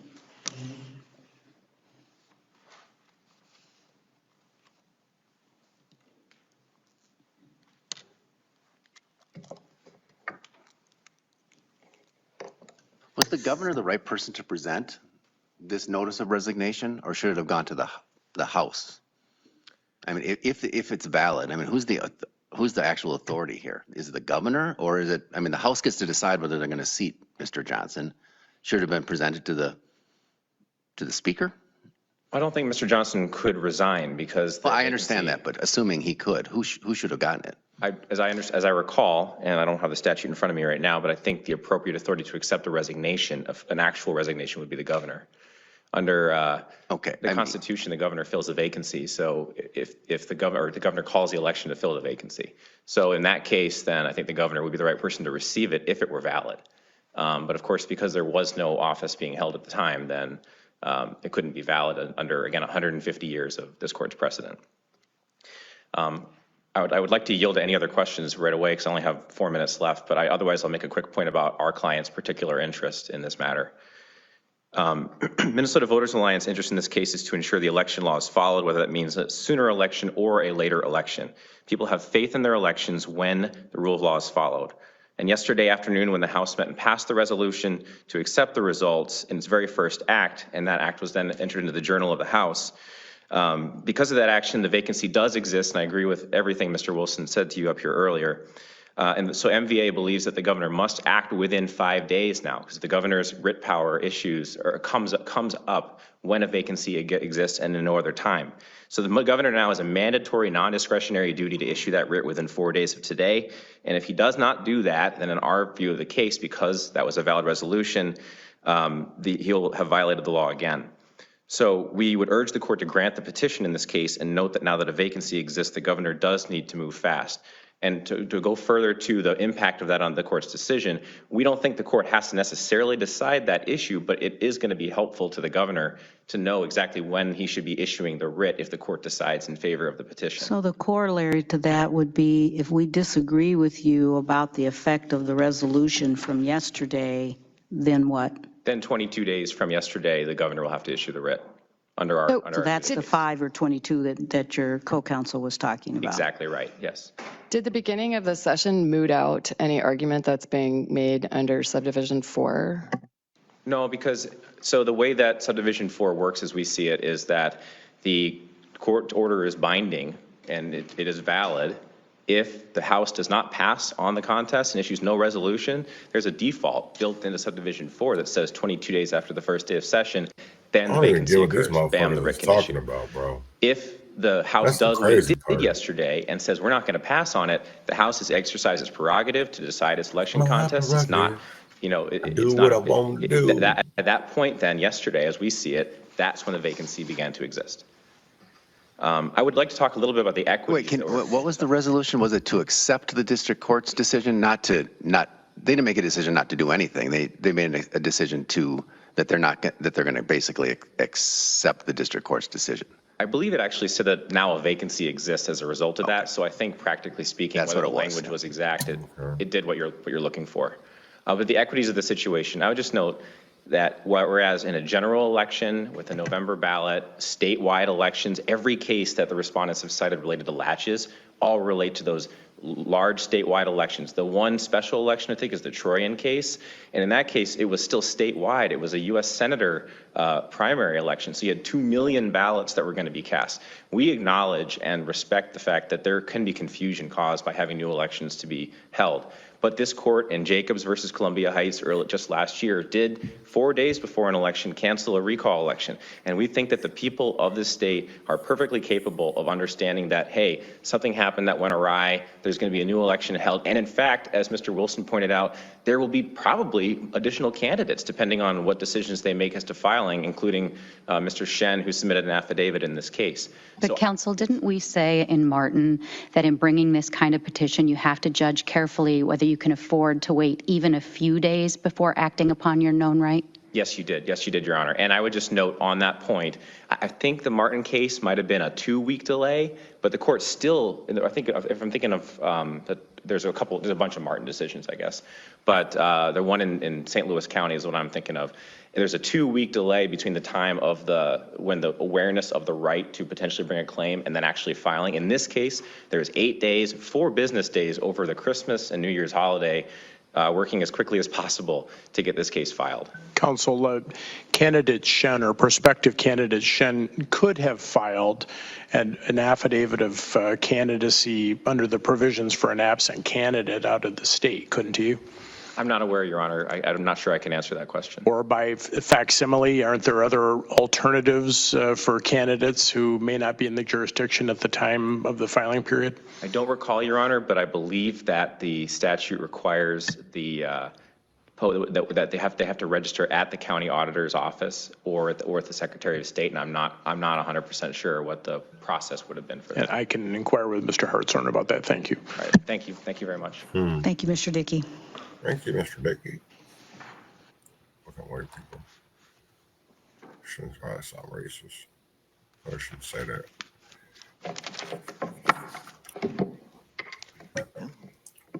Who's up here now? Let's hear him. Who's this? Good morning, Your Honors. My name is Nathan Hartshorn. I'm an Assistant Attorney General, and I'm here representing the state respondents in this matter, who are Governor Tim Walz and Secretary of State Steve Simon. On December 27th of 2024, Curtis Johnson was the duly certified representative-elect for House District 40B in Ramsey County. He had a properly issued certificate of election and an indisputable right to present that certificate and take the oath of office at such time as the legislature convened in 2025. But that day, Mr. Johnson submitted a letter to Governor Walz in which he voluntarily forfeited his right to take office. As soon as he did that, it became inevitable that the office of representative from District 40B would become vacant under the operation of the state constitution when the state's official year began on Monday, January 6th. State law, section 351.055, gives the governor the authority to fill that vacancy, and Governor Walz did so later on December 27th for the purpose of filling the vacancy, quote, at the earliest possible time, unquote, which is what that statute requires. The governor set a schedule for the special election that met all of the restrictions that state law places on the writ and on the governor. All of this is both the command and the intention of state law on filling vacancies in office. Governor Walz acted as quickly as he could, as required by law, to ensure that the residents of District 40B are left without representation for as little time as possible. Everything the governor did was lawful. The representation of the residents of District 40B is at stake, and this court should uphold the writ. That's all I have for my opening, so I'm happy to take whatever questions the court may have. Counsel, is abandonment a criteria under the statute that creates a vacancy in an office? I mean, the statute in question, I think it would be the resignation statute that counsel has referenced. I don't see a reason why that statute needs to be read in such a way that this is not a resignation. They are hanging their hat on that argument on subdivision 1 there that says an incumbent may do such and such and such. But as the Chief Justice noted, subdivision 3B of that statute and also subdivision 4 are forward-looking, recognize the ability of the folks impacted by that statute to make decisions to do things with future effect. And given that future effect is part of that statute, I don't see any reason why the word incumbent can't be read recognizing future effect. That Curtis Johnson was in the future tense going to be an incumbent. And given that, in future effect, he was going to be an incumbent, he had, under subdivision 3B, the statutory right to resign. But if you don't you would agree, he maybe was going to be an incumbent, but you're not disputing that he, in fact, was not one at the time he wrote that letter. That's correct. And I think that's your opponent's point, is that all the statutes talk about incumbents. Well, that one, yes. And I just don't think that is a necessary meaning to put on the term incumbent in subdivision 1 there. But along that same line, did he resign his position? His letter did call what he was doing a resignation. I heard you use the word forfeit, I think, today instead of resign. Yes, we've used various terms in our briefing or whatever, because we don't think that it's particularly crucial whether 351.01 applies to what he did or not. In looking at the rationale for the decision to issue the writ when it was issued, should we or can we look at the language that was used in the writ and that writ notes that there was a resignation? The court certainly may do that, yes, and we would agree that yes, that should be considered a resignation under 351.01. However, that's not a crucial point. Counsel, if we disagree with you that it is a resignation, what happens to your argument? Not very much, because under any circumstances, whether he can formally do the thing that has the term resign. Nonetheless, he has, like anyone who has a right, he has the right to waive that right. He has the right to give up that right.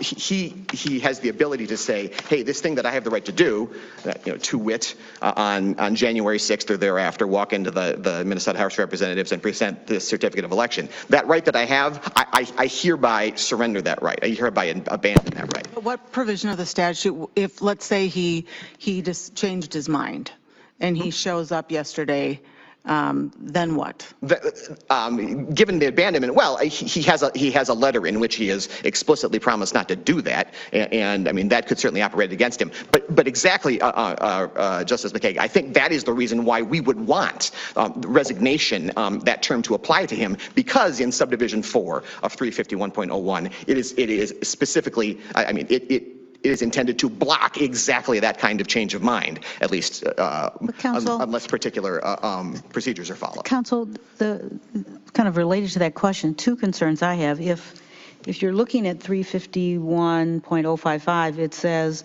if a future vacancy becomes certain to occur, and I just wonder how certain it was to occur for two reasons. One, he sent his letter on December 27th, right? He still had time to appeal, because under the relevant statute, he had until to appeal to this court. He had until December 30th to do that. So when the governor issued the writ, it wasn't. That doesn't sound certain to me necessarily. That argument certainly can be made. However, Mr. Johnson did, I think, everything one could do in writing in that letter to give up any. To say that he wasn't planning to do that. Right, that he had decided not to appeal, and that he was giving up his right to the legislative seat with permanent effect. And he was. I was just going to say on that point, the other reason it maybe isn't certain is that he still could have attempted to be seated. He still could have gone to the House and attempted to be seated. But what I hear you saying is he abandoned, or whatever word we want to use to that, he abandoned his rights to do either one of those, to either appeal or to be seated by the House, and so therefore it was certain. Right. And it's very difficult, I think, to read his letter to be doing anything other than permanently abandoning. I mean, to the extent it is even possible for someone in his position on that day to write a letter that gives it up permanently, that makes it certain. But what gives him the power to do that? I was just going to say, but what about their argument that you can't give up something you don't own? But he did own the right. He did own a certificate of election. He did own the right to go to the Minnesota House of Representatives and present that. And but he wasn't. What's his right to give up? Yeah. Well, I mean, why does he have the power to say this certificate of election is invalid? It doesn't seem like he had. I don't see anything in the statute that says the canvassing board issued a certificate of election. The district court made a decision, but you don't think that decision is meaningful in any way. It's an advisory opinion, yes. Right, and so the certificate of and the district court actually, as I understand it now, actually didn't decide that the certificate of election was invalid. That's right. Statutorily, it could not. 209 does not empower the court to do that. So why does Curtis Johnson have the power to say that? Well, because it's his certificate. He's not saying that his certificate is invalid. He is warranting. Wasn't it presented? He is representing that he's not going to use it. Why wasn't it presented to the legislature? I think it was not presented to the legislature yesterday, right? I'm not aware that it was, and my presumption is it wasn't. I think Mr. Dickey is correct that the letter was presented to the governor because the governor is the authority. I'm not asking that. Why wasn't the certificate of election? What was his certificate? There was only 133 certificates of election presented yesterday. And sounds right. Was that Tabke's or was that Johnson's that wasn't presented? I believe it was Johnson's. And why was that? Because I mean, who made that decision? Very practical answer to that question. I'm not sure. Decision? Excuse me. Did the secretary make that decision? I don't believe so. Who? I presume it wasn't presented because Mr. Johnson. So it's actually the incumbent that comes to the election, I mean, under this, comes and presents the certificate. The representative-elect. I'm not sure how the actual logistics of that are done, but I believe the reason it wasn't niggas ain't watching this, boy. Presented was because This Mr. is Johnson crazy. evinced as They clearly trying as to he could cover up. the intention not to do so. And the other thing is, I think there is still room to read incumbent in 35101 sub 1 in a forward-looking way, because subdivision 3B in that statute, in that section, also is read in a forward-looking way. If I could just take us back to the statute, your argument seems to be almost entirely founded on 351.055, and I'm wondering why in this case, which concerns the timing of the governor's issuance of a writ, we are not looking at the statute that specifically addresses timing for the governor's issuance of a writ, and that, of course, would be 204D19. Mm-hmm. Why aren't we there, and why doesn't that statute control our decision here? Well, I don't believe that 204D19 places an earlier limitation on the beginning of the period in which a writ can be issued. I'm looking at 204D19 sub 2, which Your Honor is referencing.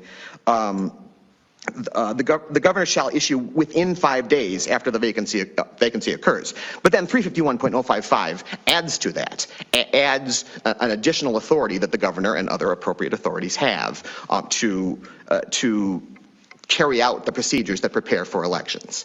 And counsel has said that is not a grant of authority to the governor, but I have a difficult time understanding how that can be true. It is certainly true that the governor is among the appropriate authorities.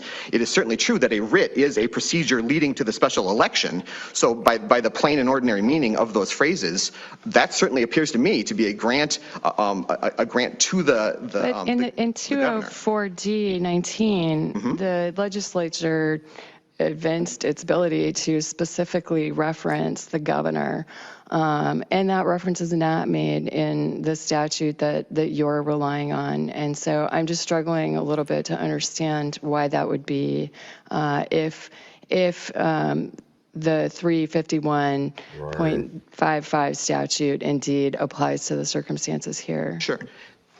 The legislature certainly does have the ability to refer to the governor specifically. I don't quite understand why the legislature would have the obligation to refer to the governor specifically. Council has referred to that obligation. I'm not sure what the source of that obligation would be. The appropriate authority. An appropriate authority includes the governor. Procedures leading to the special election include the governor. One other provision within 351.055 is that so that a successor may be elected at the earliest possible time. I would point out there is only one appropriate authority who has any ability to change the time at which that the elected person is going to be elected. Why would that directory language exist in 351.055 so that a successor may be elected at the earliest possible time? Whom is that directing, if not the governor? The local officials who are other appropriate authorities, they certainly can do other things procedurally after they get the dates and other information in the writ, but they have no impact on what time the election is going to take place. The governor does. So that a successor may be elected at the earliest possible time directly indicates that this is intended to apply to the governor. I did want to return to a... Can I just follow up on that a little bit? Sure. It's a little bit different, but I just want to understand, if we decide that subdivision 4 applies, that this was a contested, successful election contest, and that specifically says when the writ has to be issued. I mean, it's very specific. Do you lose at that point? I mean, you can't really say 055 gives them the right to issue a writ different than what the specific statute says, right? Well, I mean, I think you're left with a bit of a statutory conflict there, because we're in a situation then in which this writ was issued at a time in which our position is, and the House GOP yesterday just ratified this position, that as of December 27th, there was no successful election contest. And at that time, the governor, for the reasons we ratified it. I was going to say, I think they did just the opposite. They're saying that there was a successful election contest.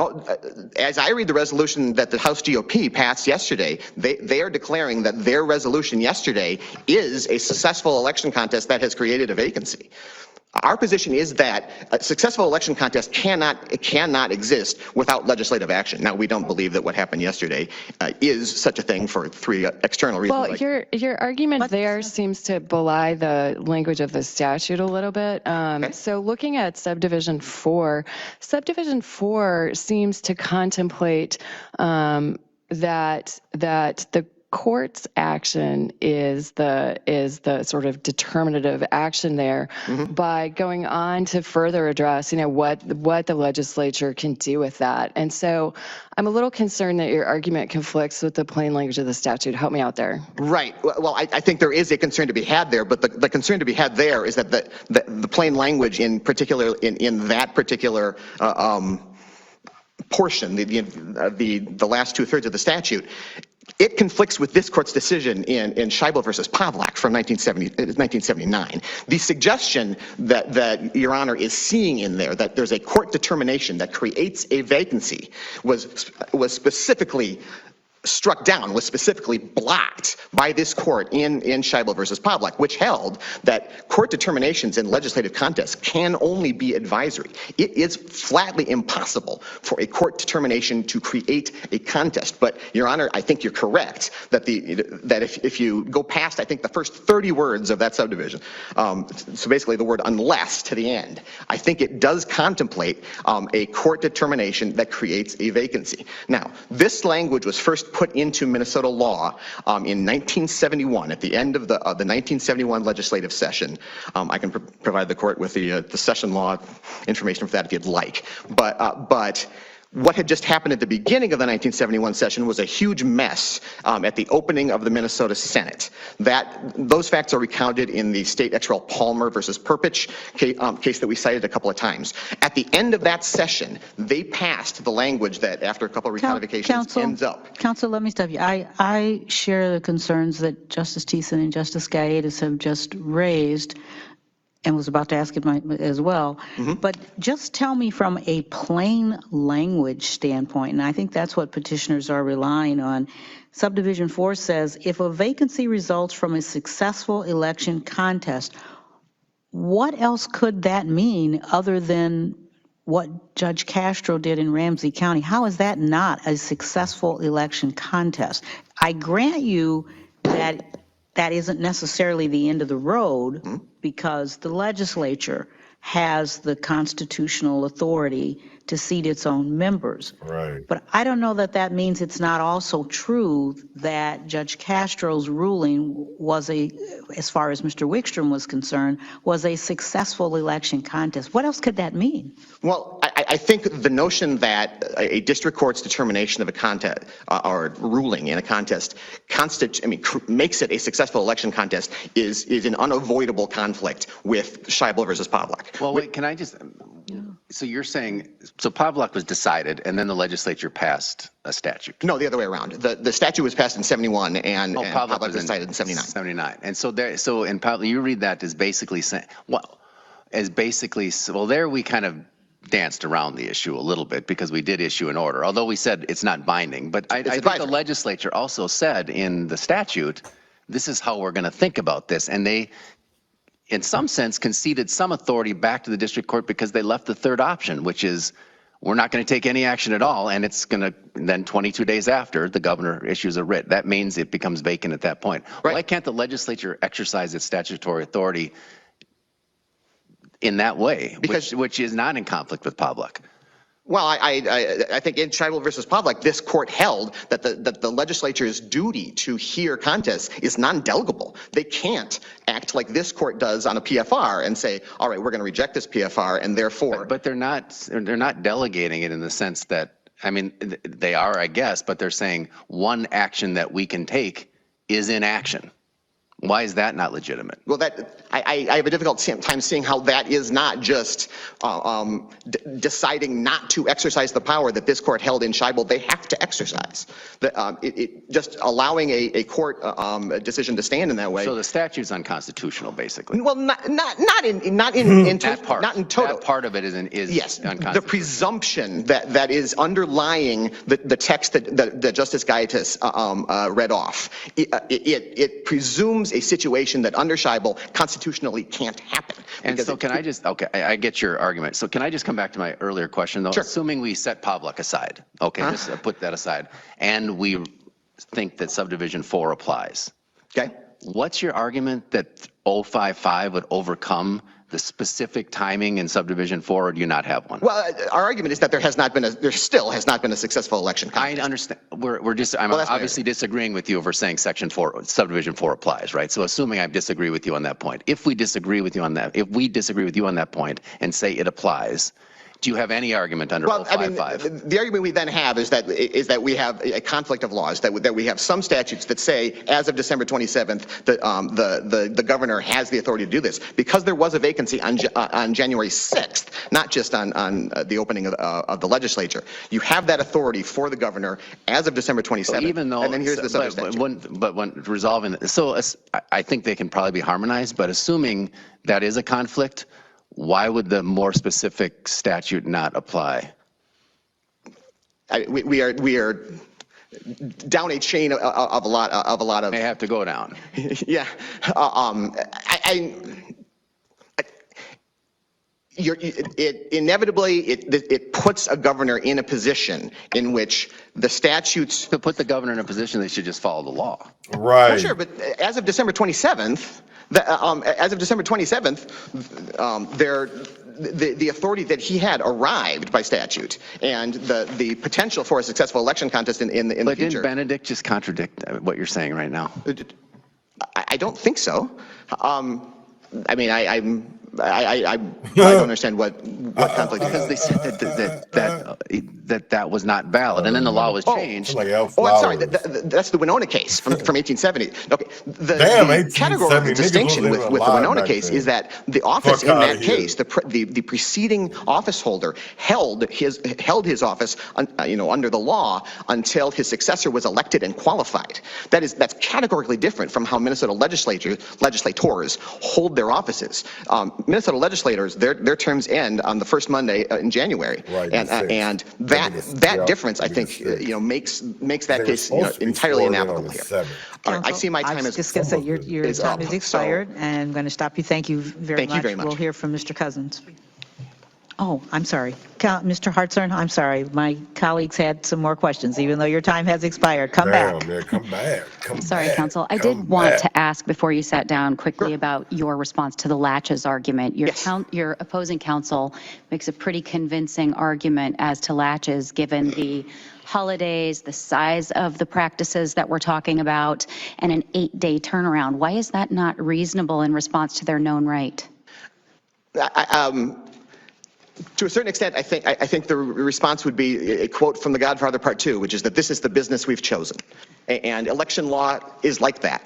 Election law necessarily, and this court on the latches has explained that latches is a crucial doctrine in the election contest because deadlines inevitably are going to be very fast. As for the holidays, elections, especially special election processes, happen during the holidays, and I appreciated not having to work on New Year's Day. But if the idea is that we're going to file a legal proceeding that is going to invalidate at least a couple thousand folks' votes,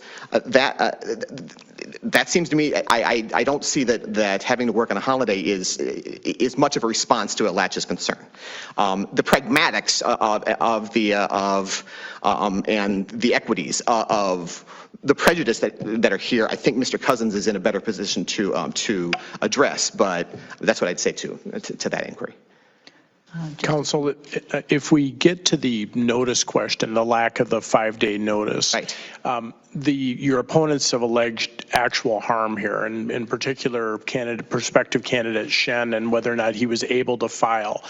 Two-part question. One, is actual harm a relevant thing for a 204B petition in this scenario? And were there alternatives for Mr. Shen other than appearing at the office and filing here in Minnesota? Okay, to answer the second question first, yes, there is an alternative, and that is to have an agent, to have someone working for him deliver his paperwork. And I mean, he could have emailed that or faxed it to that agent and then had the agent turn it in. For the first question, I don't think that factual submission really is here or there. As we've demonstrated in our filings, it is absolutely ordinary in the history of these special election writs for notice periods to be announced that end less than 5 days after the writ is issued and that are of this kind of a duration. This is a perennial problem if Mr. Shen wants to call it a problem, and it's something that the legislature, in doing its weighing of the various interests here and having the election as soon as possible, is an overriding interest, as they've made clear. Has done that weighing and has decided that notice periods of the length that are permitted here are lawful. We have one more question of you, Mr. Hart. This is just a factual question. So the thing that was the statute that was adopted in 1971 was 209.10 or subdivision 4? It was under an entirely different numbering system, but it is the text that is now found at 204D 19 sub 4. I can find it in my notes. No, that's fine. I just wanted to clarify. Yeah. Okay. So, thanks. yeah, that was in June 1971 that text was first enacted. All right, thank you. I think we're done. Thank you. Now, Mr. Cousins.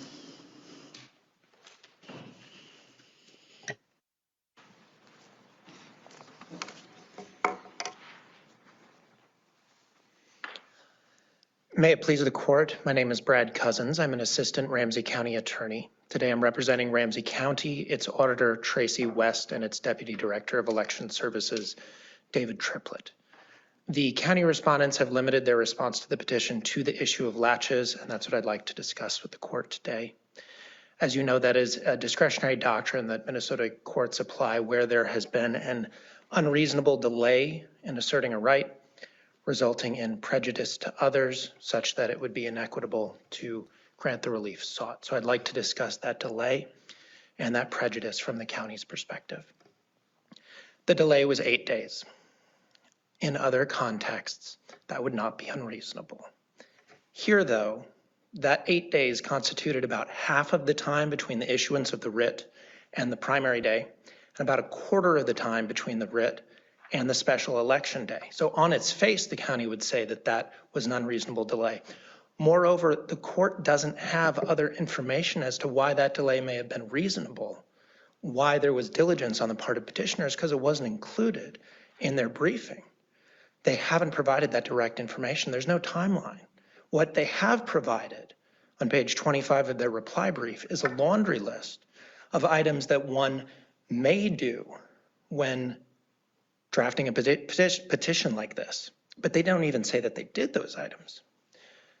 Despite that lack of specifics, the court does know and can know when they were aware of the writ and aware of that right because it can impute that knowledge to them.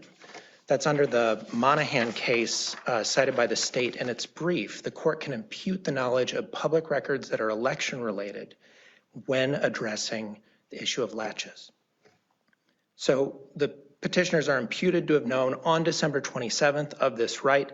They haven't provided the court with evidence as to how they might have been diligent in pursuing that right. Nevertheless, the court does have abundant evidence before it of the second part of the latches analysis, which is the prejudice. Would the county have done anything differently if petitioners had filed their petition 2 or 3 days earlier, or would the county have just continued with its preparations? So first off, thank you for the question. The preparations are cumulative, right? Every day matters. If the petitioners had filed this a week earlier than they had, then the court would have made its decision a week earlier than it's going to, and the county's outlay of resources would be much smaller. Beyond that, the county may have had the opportunity to adjust its timeline if it had been aware of this earlier, but it wasn't. The county announced the day before the petition was filed that absentee balloting would start on January 10th. And it did that after being notified that there was going to be no primary in this case, because state law dictates that while we have special election rules for election administration, other election rules apply to the extent practicable. So to the extent that the county could practically start absentee balloting as close as possible to the normal timeline, it had an obligation to do so and has proceeded on that timeline to try to comply with the governor's writ. Council, is there evidence in the public record as to how many voters in District 40B have cast ballots up to now? In the public record, there is evidence of the number of absentee ballots that have been mailed out by the county. I can update the court that that number is now 1,204 absentee ballots that have been mailed out by the county, and the county anticipates beginning to receive those back either by drop-off or in mail imminently based on prior election practices.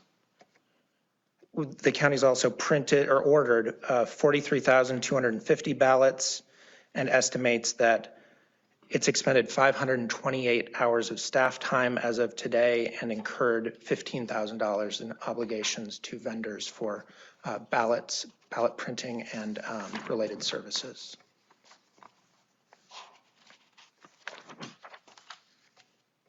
When considering the prejudice issue under latches, the court considers prejudice to election officials, voters, and other candidates. Here, clearly, we have prejudice as to both the election officials and the voters. You can see from the affidavit of Mr. Triplett before you all the preparations the county has taken. And to the extent that the court might invalidate that writ, the costs borne by the county have been greatly increased by petitioners' delay in filing this suit. Thank you, and I'm happy to answer any further questions the court may have. Looks like we're good, counsel. Thank you. Thank you.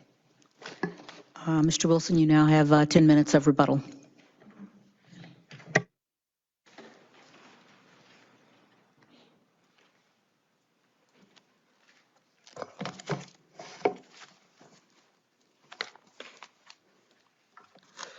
Your Honors, I'd like to address first off, one of the things that we heard from my friends on the other side here, which is that the governor ordinarily, or governors in the past have ordinarily violated law by issuing writs with an inadequate affidavit of candidacy filing deadline. This court said in Page v. Carlson that just because governors in the past have not complied with the law, that's not before this court. Challenges weren't brought in the past. What's before this court is this issue.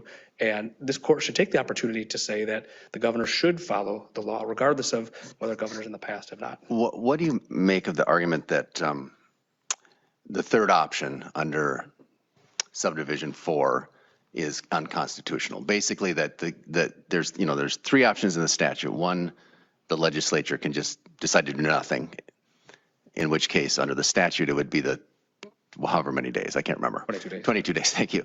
Or they can say we're going to basically accept the decision of the election contest, or they can say we're not going to accept it and we're going to have a hearing in the House. And so as to that first option, I think the argument is that's unconstitutional under Pavlak. What do you say about that? On the 22-day? The option that they can just choose to do nothing and then the 22-day kicks in as a default, kind of the default option, I guess. I mean, the legislature isn't here, I guess, arguing on their behalf, but the legislature, the governor, chose to bound themselves to these rules, and it's passed in statute. And so I guess if they were to violate that statute, a contest could be made. But for now, this is the law on the books, and there's been no constitutional issue. When I'm reading Pavlak, I don't see any discussion of subdivision 4. That was about 209.10, I think, but maybe the implication is that's the case. That wasn't about a special election, that case, right? Correct, no. Okay. I do also want to mention that one of the things we heard is this definition of incumbent. And I think it's helpful to walk through how the statutes should work. There's a potential vacancy. You think there might be a vacancy. The governor's wondering if there's a vacancy. You go to the statute, special elections when held. You start there and you figure out which of these 4 subdivisions apply. We believe it's subdivision 4 for the reasons we stated, but if you believed it was subdivision 2, then you would ask, well, when under subdivision 2 do we call a special election? And it says in here, when a vacancy occurs. Then you have to ask, when does a vacancy occur? We have an on-point statute on that, 351, 01, and 02 together. I think they would argue, they are arguing that he was a future incumbent, so that he could, they're basically, he's an incumbent he's a person that will be an incumbent in the future on January 6th or whenever. And so he actually is an incumbent who's resigning. What about that? That would stretch the meaning of incumbent. It would add the word future to incumbent. The statutes. Well, I think they're trying to read 351.055 and 351.01 and 02 together, right? We never get to 351.055 if you're marching through the statutes in this order. Again, if you start with the specific when 40D19. So your argument is you actually have to be an incumbent, and then who resigns, and then you could project into the future. But until you can't go back, do the reverse. Right. And under my friend's reading here, I guess they could have argued that a vacancy occurred on the first day of the term, which would have been January 6th. So if that was the case, the writ could have been issued on the first day of term. And if I look at the timing, I believe that they could have had a full 5-day notice then, and then time for a primary and a special, and still held the election on the same day. What that would have done had they reissued the writ when the true vacancy arose, which would have been under their reading the 6th, there would be no prejudice to anybody because all the timelines could have been held along the current plan. The only difference being there would have been a full 5 days for people to file. So there's no reason that they couldn't have complied with all of the laws under their reading that a vacancy arose the first day of the term. Now there are issues with that reading. It's an open question as to when one becomes a member. Is it when you're sworn? Is it when the term started? Normally those things are closer together than they are. Well, it strikes me. I mean, I was going back to chapter 3 on this certificate of whatever it's called, election or what, I guess. And that seems to suggest that the person that to become a member, you have to take your certificate of election and actually present it, which Mr. Johnson didn't do. So, but I don't know if, I guess the question is, can he exercise that power before the first day of session and not show up? I mean, say that I'm not going to use it. We think that if the legislature wanted somebody to be able to abandon their claim to an office, to disclaim their election certificate, that they would have put a statutory scheme in place to do that, just like they did for current incumbents. And it's very specific as to what they have to do to bind themselves. The statute binds them to that resignation. They can't withdraw it after the writ is issued, but there's no statutory language provided. I mean, that would just suggest maybe January 6th is not the date, but the first day of session, I guess. Correct. In either scenario, the writ was premature. Do you see a conflict between 055 and subdivision 4? And if there is a conflict, how do you think it should be resolved? Well, we start with the specific, which is subdivision 4 and all of 19. And 055 under our reading, under the plain language, the title is preparing for elections. Well, I'm assuming we're disagreeing on that, and that a writ could be under 055. You still would be the specific. Yeah, we still will go to the specific, which is that there was an election contest. I mean, if not, what did Mr. Johnson undertake? If not an election contest, there was a decision ordered by the court. I know of no case where a defendant, in essence, in this case, a defendant can moot his own case. And certainly there's no statutory provision to be able to do that in the law. And again, we need certainty. And so if the legislature was going to allow someone to abandon their office, we need to know how firm that abandonment is. Are they going to change their mind? What if they did show up on the first day of session and try to present it? But we already have an election that is going. Again, the legislature has not spoken here, and in the absence of them speaking and giving that right, he simply can't do what he did. He had to wait. What do you make of the argument that Benedict is kind of irrelevant here, that it's distinguishable in a meaningful way? I think that's what I'm just responding to. There was I think their argument is that was not a state legislative election, and so that makes it different. There are holdover provisions, and the current office holder could have could have held over, and so they said there was no vacancy in the office. But again, it goes to, this is someone that had a claim to take the office. I think in that case it was January 1st or 2nd, and they died. And that did not create a vacancy. Just like when Mr. Johnson resigned, Jamie Becker-Finn was the current representative at the time. And so whatever he did, I say resign, again, this is difficult. He simply did not resign. If one has a job offer to start at a new job 6 months from now, and I decide not to take it, I don't call up my future employer and say, I'm resigning. That stretches the meaning of the word resign beyond its ordinary meaning. And so he simply did not resign from something that he didn't yet possess. And so, again, should the legislature perhaps account for these situations in statute? Maybe. Or maybe they don't want people to be able to easily abandon their office in their interim. I mean, we did not get into this in the brief because it would have taken us down some pretty significant rabbit holes, but there was a debate early on whether somebody has ability to resign at all. This has to deal with the U.S. House of Representatives, and so it's not clear the degree at which somebody, this isn't like holding a job where we now see is at will. The voters spoke, they elected this person, and there's good reason why the legislature may want to make it very difficult for somebody to abandon their election certificate. And again, I go back to, we have an on-point statute. If we just start marching through from 19 forward, this tells us which one of these subdivisions apply. If it's under subdivision 2, what is a vacancy? It's of an incumbent. There are very limited times when an incumbent can resign. There are very specific statutes that prescribe how they can, so that they have to be bound by that. And 055, again, we view it as preparing for the election. It's to be able to get the machinery in place. I know we talked about this in our briefs. We went through all of the writs we could find that were available, and the pattern of what the governors did before and after 3055 didn't change at all. There was the same types of writs were issued before and after. We don't see any change in practice. And to the extent there are underlying here, depending on this court holds, there are some potential separation of powers issues, some constitutional issues. And the easiest way out, again, is to look at the 5-day notice period and say that notice period was mandatory. I mean, the governor, it says he has to provide, the election laws require there be a 5-day notice for candidates to file, whether it's this particular candidate, Alan Shen, or somebody else. And again, this isn't about Alan Shen's particular injury.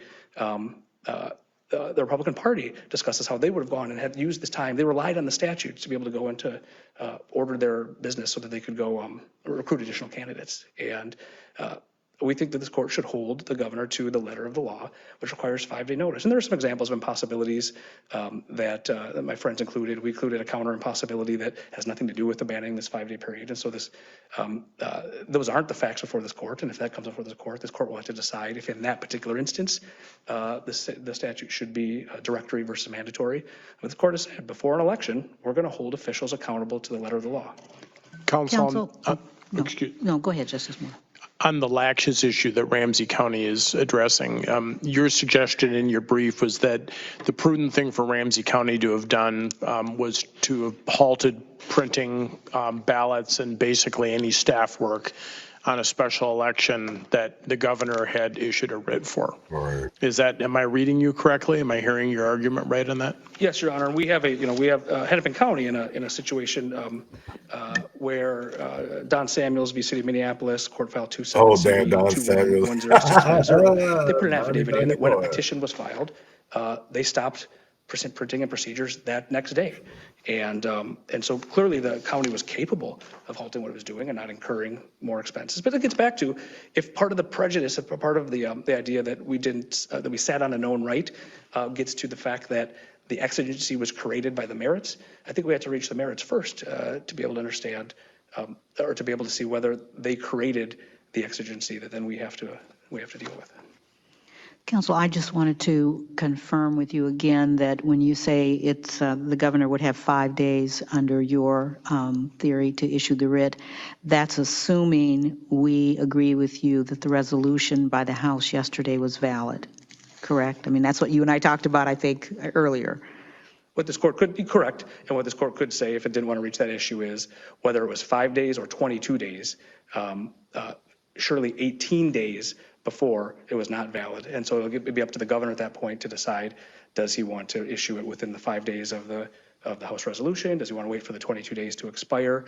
That issue isn't before this court yet. This court can say in neither case, whatever it might be, whether there was a quorum or not, whether the resolution was valid or not, the governor either has to wait 5 or 22 days, and that issue can be addressed once the governor issues the writ. Okay, thank you. Anything else? What if that doesn't get decided before the 5 days expires? Pardon? What if that doesn't get decided before the 5 days expires? Is that just up to the governor to make that decision?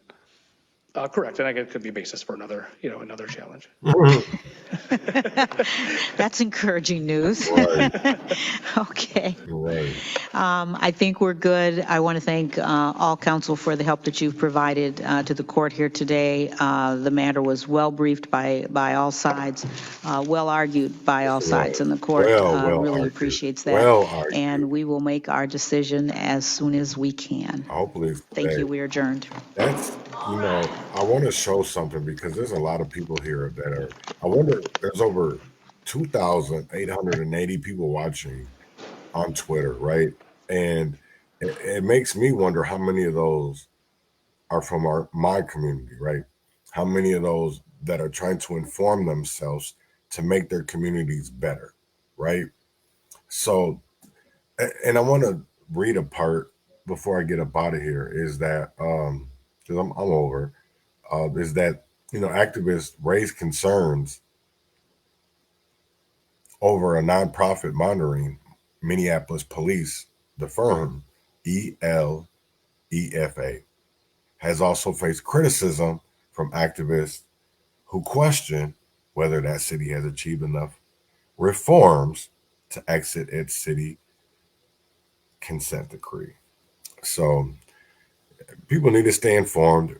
I know it's a tough battle. You know what I'm saying? I'm one of them that I've been doing this for a minute. You know what I'm saying? It doesn't get easy.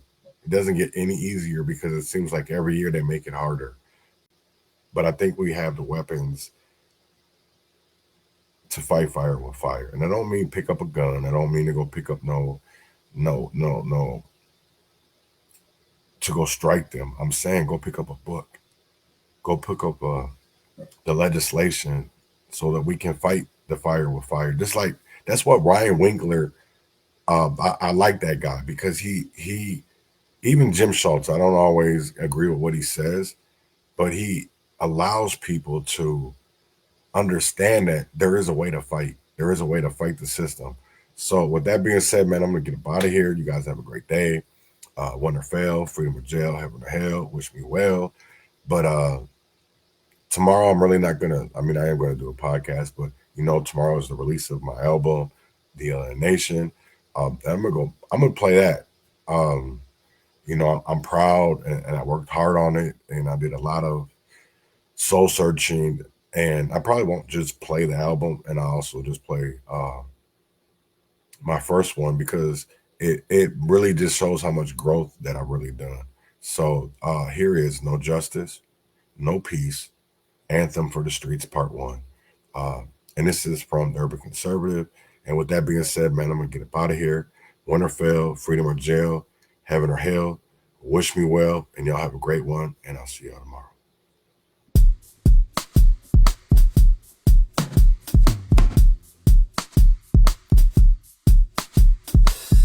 Amanda was light, Jasmine was a king.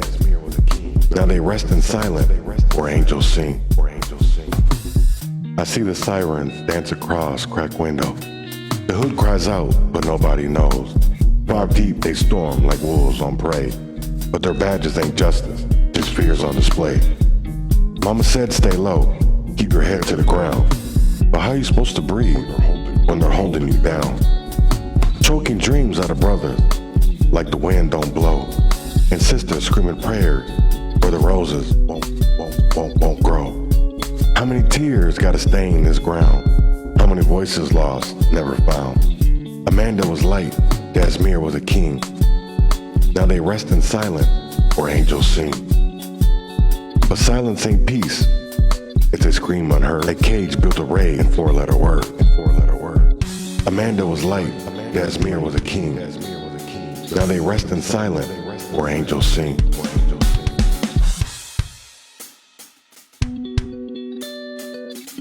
History's a loop, got us locked in this fight. Still dodging the dark in the shadow of the night. They flood these streets, but promises stand. but the weight of their words brush it where we begin. Serve and protect is a flag they wave, but we bury too many beneath unmarked grave. Say her name, say his name, feel the weight. It's a eulogy written by the hands of hate. Flashing lights, screaming nights, another one gone, and we left to mourn through the pain of a song. Amanda was light, Gasmir was a king. Now they rest in silence where angels sing. Amanda was light, Gasmir was a king. Now they rest in silence where angels sing. I hear their cries echo loud in my veins. Blood of my kin spilled like summer rain. Amanda's smile was a sunrise to see. Now her name's on the shirt that her mama can't free. Gasmir stood tall, a king in his skin, but they turned his throne to a coffin within. No apology, no justice. Just dust, and we left with the question, does anyone care? No apology, just dust in the air, and we left with the question, does anyone care? Does anyone care? Now they rest, does anyone care? Where angels sing, does anyone care?